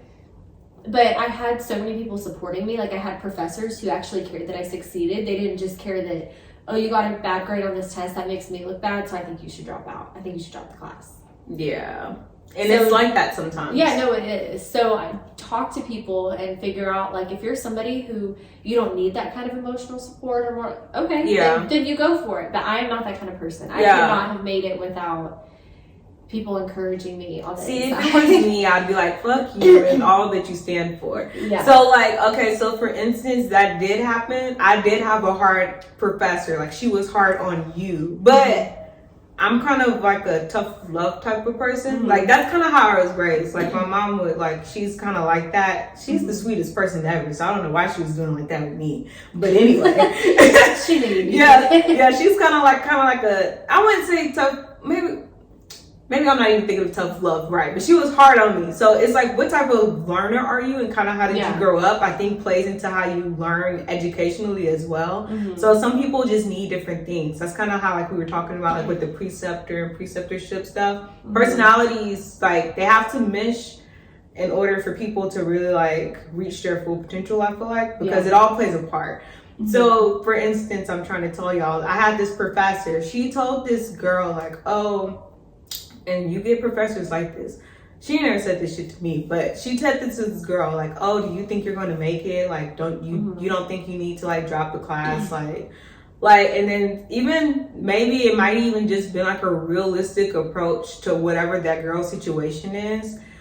But it's just like for some people that kind of is like very negative and kind of like puts a cloud on makes them, you feel like so to someone's speak. doubting you, like Yeah, like, and then it makes you like, oh, if she's is saying that to me, then maybe I really can't do it, because she knows she's a nursing professor, so maybe this isn't the career for me and stuff like that. So she said that to this girl. I vividly remember it because I don't like shit like that. This goes back to the list of shit I don't like. Like I don't like people telling people like what they can and cannot do, because I'm like, you don't know what someone's potential is. Like, it just really depends on a lot of different variables in my eyes. Like, it's not some people maybe like they don't have the mental capacity to do such things, but that wasn't the case with this girl. So I'm like, and then it wasn't like she didn't have like the spirit, I feel like it kind of is like of being a nurse. Like, she's very caring and stuff. So I'm like, don't let people tell you what you can and cannot do. I feel like you have to know something in you, like, that I can do this. Like, this is meant for me. Like, this is my purpose. Like, that's how I feel like nursing is for me. I feel like it's like my purpose to be a nurse. That's why I'm doing it. Like, I feel like I'm providing like a service. Yeah. So I'm like, no one can tell me I can't do that, because I know that I can. That's how I feel like on the inside. So like, she was telling this girl that, and she's like telling me, and she's like crying and stuff, and I don't like to see people cry. I'm like, no, absolutely not. Fuck that professor and whatever she thought about you, and you prove to her, because then I flip it. I'm like, okay, you say I can't do it, now I'll show you I will. So I'm kind of like that too. So I'm like, you study your ass off and you like show her like this, you can do it. Because in nursing school, it's just really like grades and stuff. They don't really get to see how you are going to be as a nurse. I feel like even in clinicals, because they're not there with you. So you're just talking about your class or whatever, and this might not be class for you. I feel like some people do better in other classes versus others. So I'm like, you show up and you put in the effort, and you do it for yourself and what you know you're supposed to do. And then that girl, like, she passed NCLEX the first time. Like, she's where I'm working at now. I saw her the other, like, some months ago. I didn't even know she worked there. And I was like, oh, hey. But I remember her from that, because it's like, you tried to tell this girl she couldn't be a nurse, and then look at her. 3 years in the game. Like, it's just, that's why I don't like that type of stuff. Y'all hear, like, successful stories all the time where people say to other people, like, you can and cannot do this. So I feel like it's more so, like, in some cases, a willingness on your part. Like, do you believe it? Because I feel like once you start to believe you can't, that's when you can't. But I feel like if you believe you can, you will do any and everything to get there. So y'all take that as encouragement, because I'm like, don't let nobody be talking to y'all crazy. I told y'all, don't do that. And it's hard because, like she said, nursing school is so good. There's like this it's a competitive vibe. Like, nobody talks about it. It's like Squid Games. It is, yeah. No, like, everybody is just like. And I always felt like I was not the person who had a 4.0. I was not. I wasn't either, and I don't think that the best nurses are the ones who have a 4.0. No, not to at be all. honest. To be honest. That's why, like, I was a bad test taker. I had such bad test anxiety, like, and I didn't know that I had it till I got to nursing school. And then, because nursing school is completely different. Yeah, and then you learn, like, everybody has different learning styles. Very. And each class can be a different learning, like, right, and you have to continuously adapt to each one. You don't even have proper time to adapt, because by the time you're trying to adapt, you're like in the middle of the class. It's just a lot that goes on with nursing school, which is why I'm like, to me, that does not dictate if you're going to be a good or bad nurse. I told y'all I see some stupid nurses out here now, so I'm like, I don't know what happened with y'all. They made it through. And then I'm like, come on. So then, but I do think that too. I'm like, it is more than grades. I always feel like that. It's more than grades. I feel like it's more of a spirit, like what kind of person you are. And then that dictates that, because it's like Madison said, no one wants no nurse. All these damn meds, and you just popping pills to me, but you ain't tell me how. Like, I could have done it myself. And I tell y'all, when my patients be so damn happy to have me, and it's really sad, because I'm like, it shouldn't be like this. Like, I'm glad y'all like me, but like, they're like, oh, you're my nurse today. I'm like, no. They're like, oh, why can't you be my nurse? I'm like, I can't have 8 patients. I'm like, I'm cool, but I'm not that cool. Like, I'm like, y'all don't talk to y'all people. Like, y'all need to talk to people. Especially like you said, like in COVID, they have very limited contacts. So that's why I said it's kind of like a specialty at this point, because they're not like all other patients, and their anxiety and respiratory, it's like a whole hand in hand, literally hand in hand. So you have to be able to comfort people. But Yeah. just being a nurse in general, that's what you're there for. These are like their worst days. Like, who wants to be in the hospital?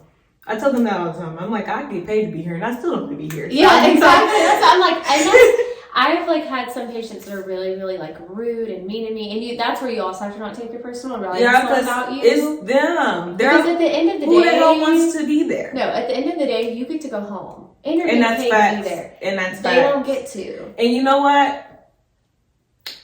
You know, some people are just evil. I do think that. I didn't see a couple of them. I'm like, girl, I don't.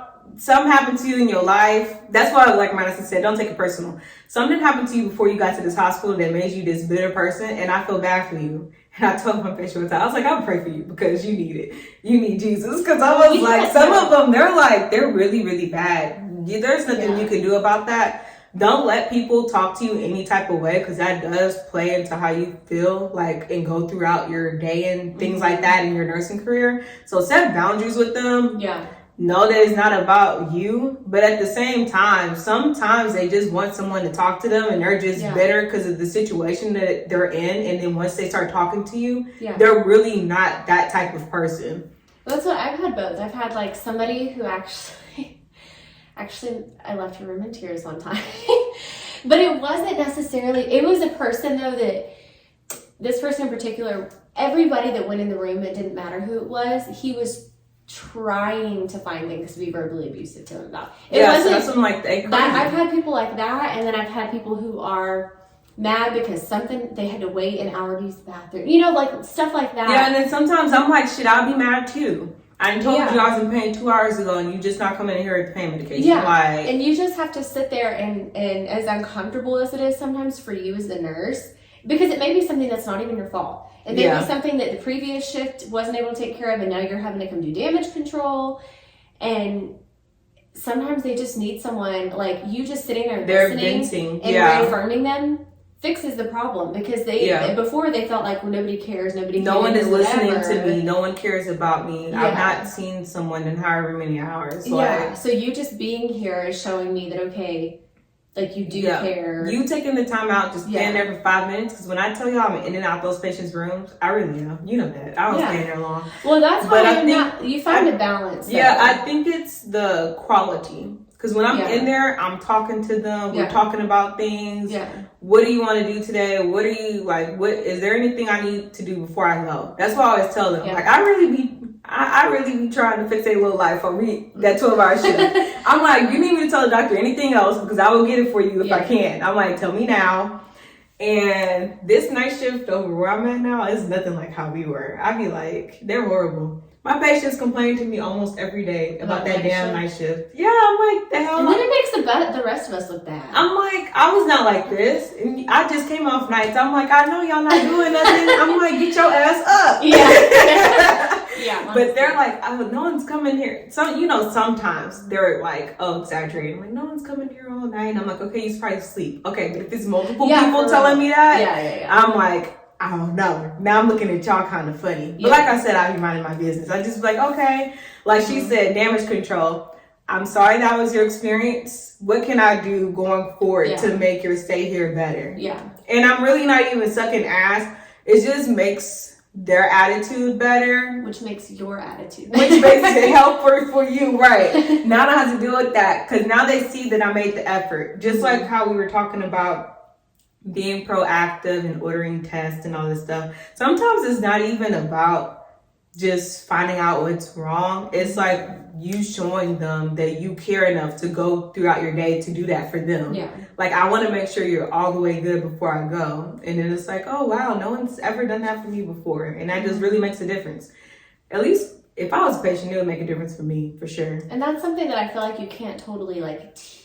Yeah, you can't learn that in nursing school. No, so that's why, I was not the best test taker. I did not have the best. I didn't have awful grades because otherwise I wouldn't have made it out. But I did not have the best grades. I was not in the top magna cum laude or whatever. But I wasn't either. I had but I knew that I had the heart for it. And Right. like in person, I could, on a test, you could quiz me and I could do like so-so, but then I do it in person Right. and I can do it totally fine. Right. So if you're somebody who has test anxiety or who's in nursing school and you're looking at all these people who are making, you know, the people who complain about getting a 92. Yeah, I'm like, shut the fuck up. Like, yeah, because there are people who are like that, and respectfully. it's like their life is like over, and they think they're not going to get the job they want or whatever. That doesn't matter. I'm gonna tell y'all that now. No. You will get a job. You can find a job anywhere as a nurse. That's the benefit of being a nurse. Even if it takes you, you know, like a couple years to figure out like what hospital or to get to like, okay, I need to be here for a couple years, and then Right. okay, maybe I want to be in the ICU at this hospital. Yeah. But before I can get there, I have to start in the IMC and I have to work my. You know, it may take you a little bit longer, but if you really want, if that's what you really want to do, and that's You where can you're do supposed to be, it'll happen. You can do it. Mhm. And I wholeheartedly agree with that. And I really think, so like with the school matter, I guess to an extent, if it instills certain morals and values and it forces you to be Yes. like that. But I feel like some of them, it's not like that. So it's just like you as a person, like what kind of nurse do you want to be? Mhm. Like what would you want your patients to have, or like what are you doing with their life? Like, you know what I'm saying? Like, so it's kind of like that to me. But so these nurses out here, be one of the good ones. That's what I'm gonna say. Yeah.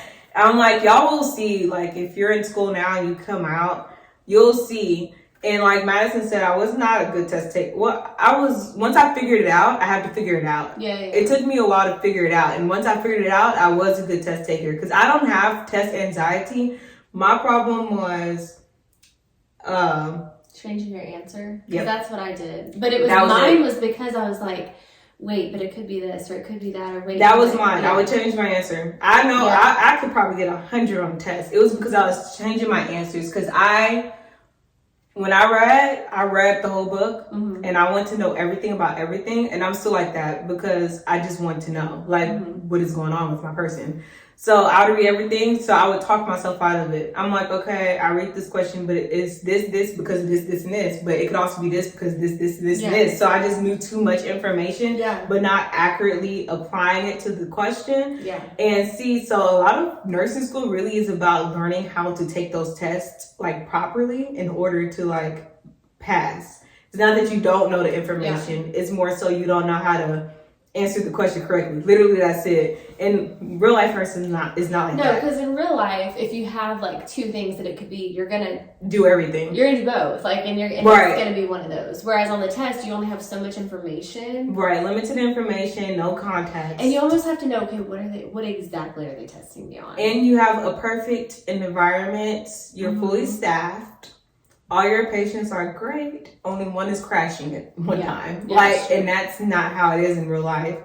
So it's really just about that. So I was okay. I was passing, and then I got better towards the end. Mm-hmm. But I would say nursing school is kind of like just nursing in period, in your nursing journey in period. It's like individualized. Yeah, it is. So I wouldn't look at anybody else, even though it's natural to do that. We all do that. But like we were saying, it's like an underlying competitive. It's like, who's the best at this? Who's the best at this? Who's the best at this? Like, that's not going to matter in the real world. Because it's going to be like, who takes care of their patients the best? Yeah. More so. Like, who cares?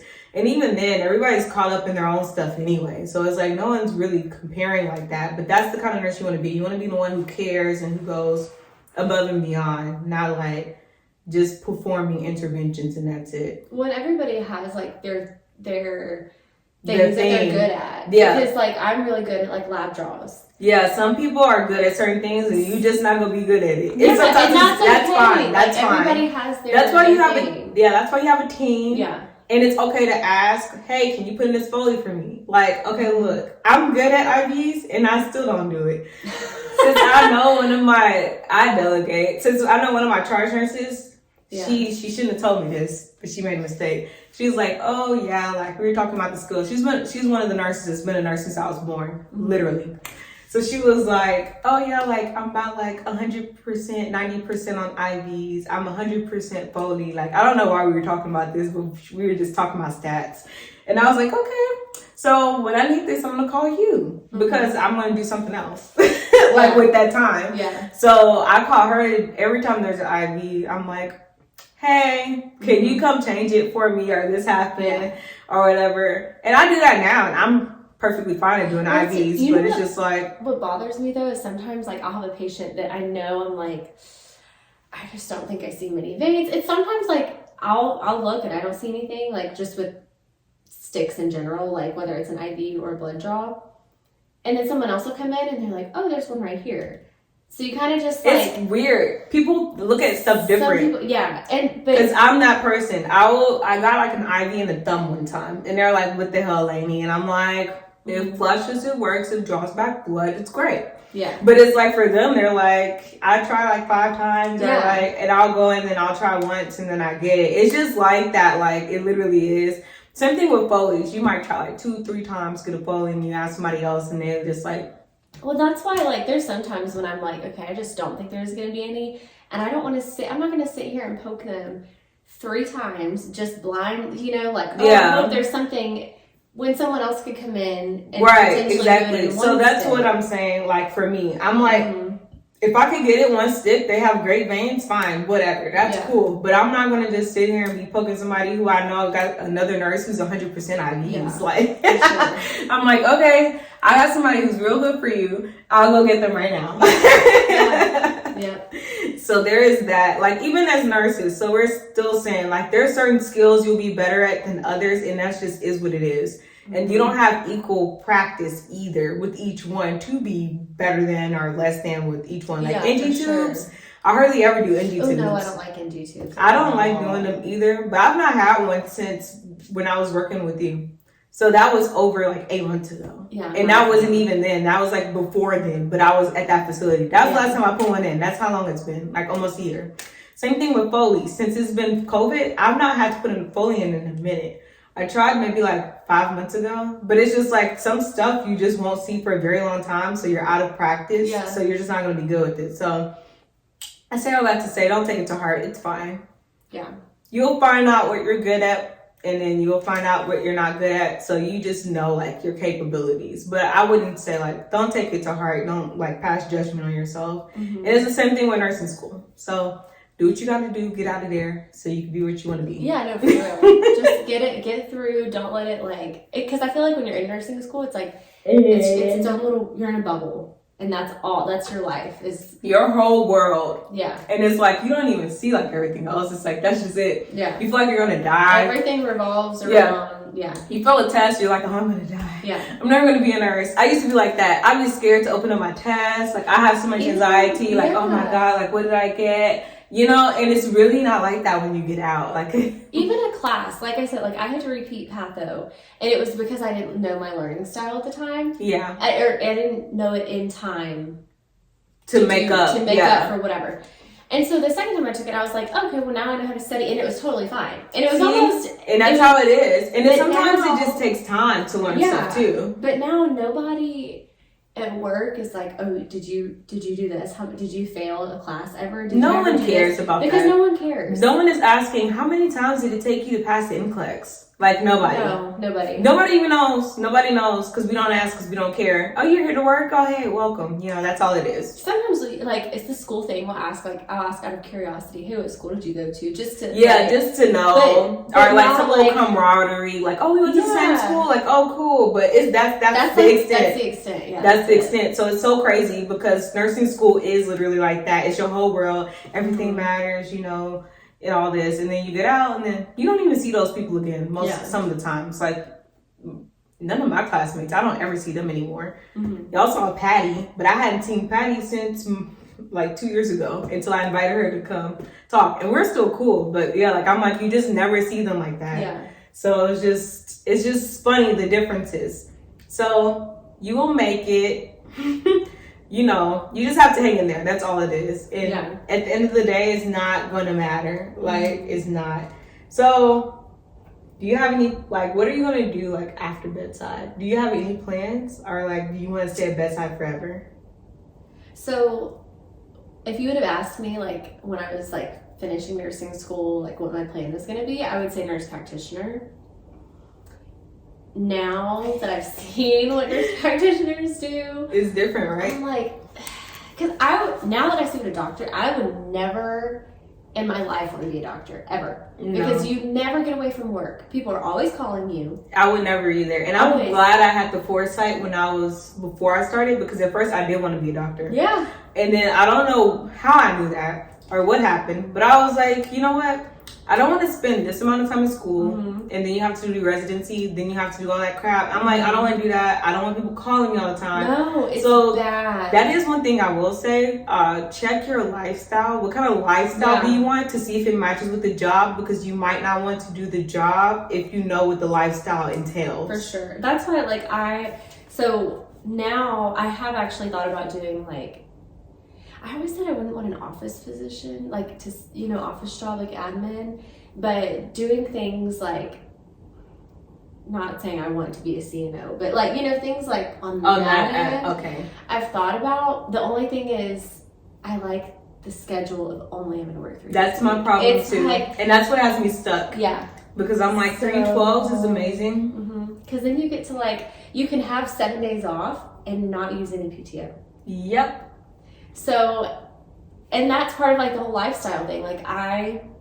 Going into my career, I want to have kids one day. Right. And I don't want to have to, you want your yes, I want to be able to still be there. Flexible. Exactly. Yeah. So that's where I'm at now. Yeah.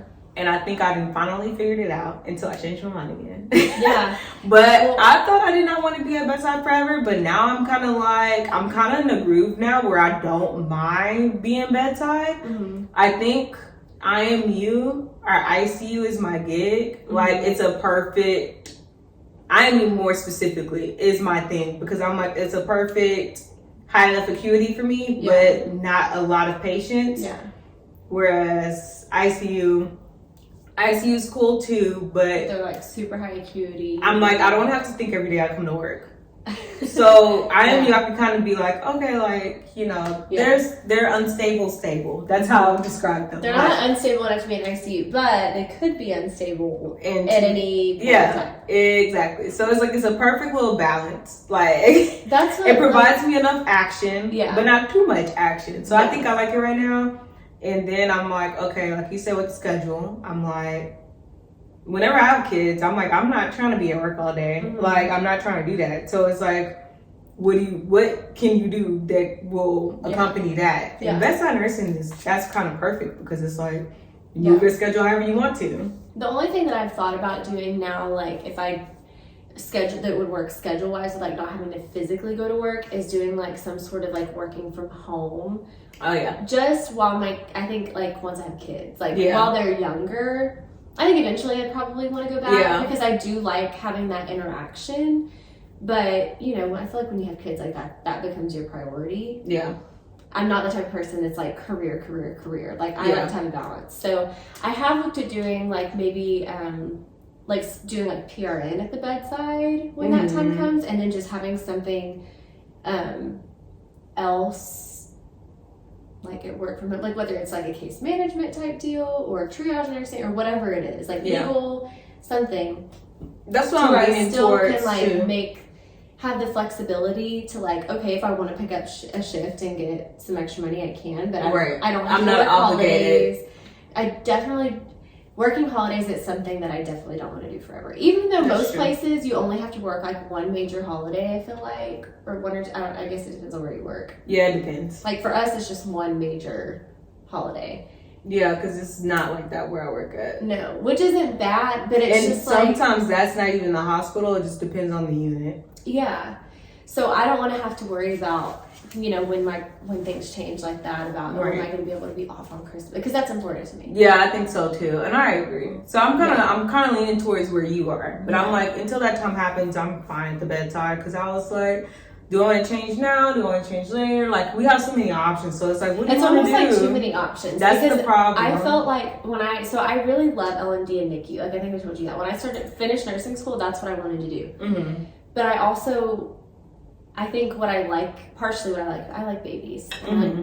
like the OB women's health world. I'm good at it. Like, it was that class in nursing school where like a light bulb went off. Like, I understood everything. Yeah. Critical care was like that for me too. I didn't really struggle as much. It was more of a challenge. Like, I feel like it is for everybody, but I liked it. So I feel like where I'm at now, because I'm younger, maybe the ICU trauma area, the only thing I don't like about ICU is when, not that it's slow, but I want to be in an ICU where I'm going to be like doing things like shock trauma is something, you know, like where you have to be on your toes at all times, not just like, I don't want to say not just a COVID ICU type deal, but not where it's like the same thing routine over and over again. You probably just like a medical ICU.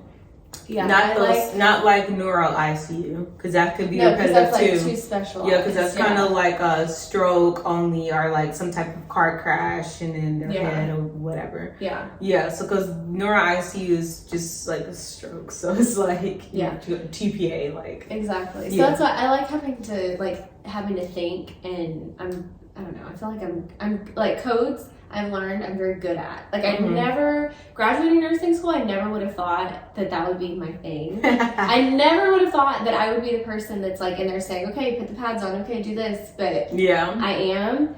And so I think I may go that route before.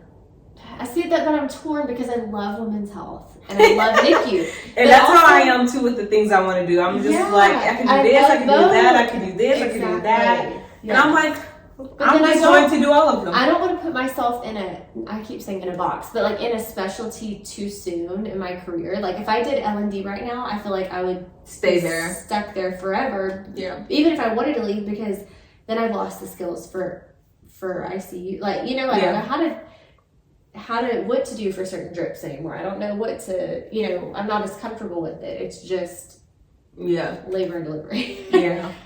So you're like how I am. I'm like, back and forth. I'm so glad though, because I knew when I graduated, I was like, this is what I'm gonna do. Everybody thinks they know. And now that I'm working, some people stick with it, but I've talked to a couple of people and they're like, I thought I wanted to do this, but no, now I'm not so sure. Well, I feel like if I had started off in that field, I would be good. That would be different. Yeah. I feel like I would be like, oh yeah, I'm happy here. This is what I want to do. But now that I've experienced like IMU, I wouldn't have experienced the codes and the rapids and everything if I started there. I would have never, but I didn't ever think that I would be satisfied just with one thing, because I get bored very easily.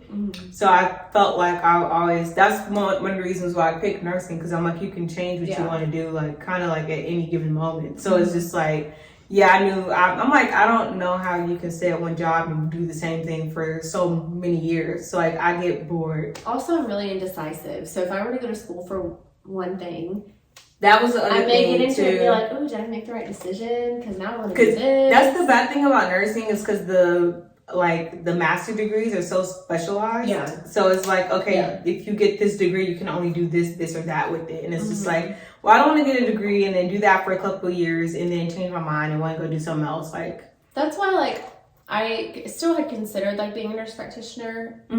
If I were to do like women's health or like NICU, then I would want to do it. Because I feel like that's a little bit that's like a different world. It's not like adult health where you're getting called 24/7. If you're an NP for women's health, usually you're under an OB and they're kind of, you know, it's a little bit different. But I want to know for sure that that's a field that I want to go into before I go to school for it. Yeah. Because Kelsey thought she wanted to do L&D and she went there. She actually did go and tried to do L&D and she did like stayed for like a month and then came back. Oh gosh, really? Yeah. Like like a month. And she kept like, oh, I don't like this. I thought it'd be like this, and it's not. Like, I want to come back. Like, it was like that. So I was just like, that's hilarious. I was like, she tried. She did try. I couldn't see her in L&D though. I couldn't.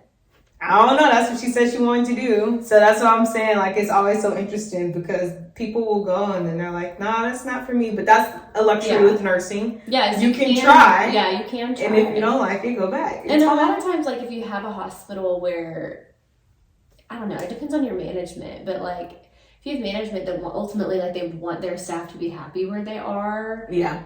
They can then coordinate and say, hey, why don't, then, you know, I talked to this director or this manager, and they said that they do have a spot. If you want to go try it out, go for it. If not, you know, like, yeah, we that have good management where we were at, so she was able to leave and then come back. Like some people might have been petty and be like, no, you want to go, so stay. Like, or no, because we're too short staffed here, so you need to stay here. And right, exactly. So that wasn't the case. So that's good. So guys, that pretty much wraps up this episode. Do you have any like last advice you want to give people?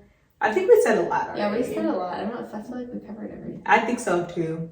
Just, you know, I hope y'all found something in this episode to like keep y'all encouraged, especially if y'all are in nursing school or if y'all are newer nurses, because I know it can be a struggle transitioning for y'all. So hopefully y'all find something and y'all can apply it to whatever y'all are going through.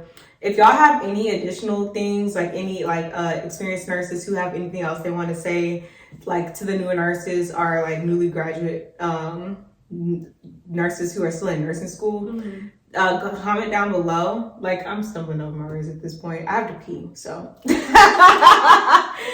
Yeah, if anyone has anything to add, go ahead and comment down below. Subscribe to my channel if you haven't already. Give us a thumbs up. Let us know how you liked our episode, and we'll see you guys later.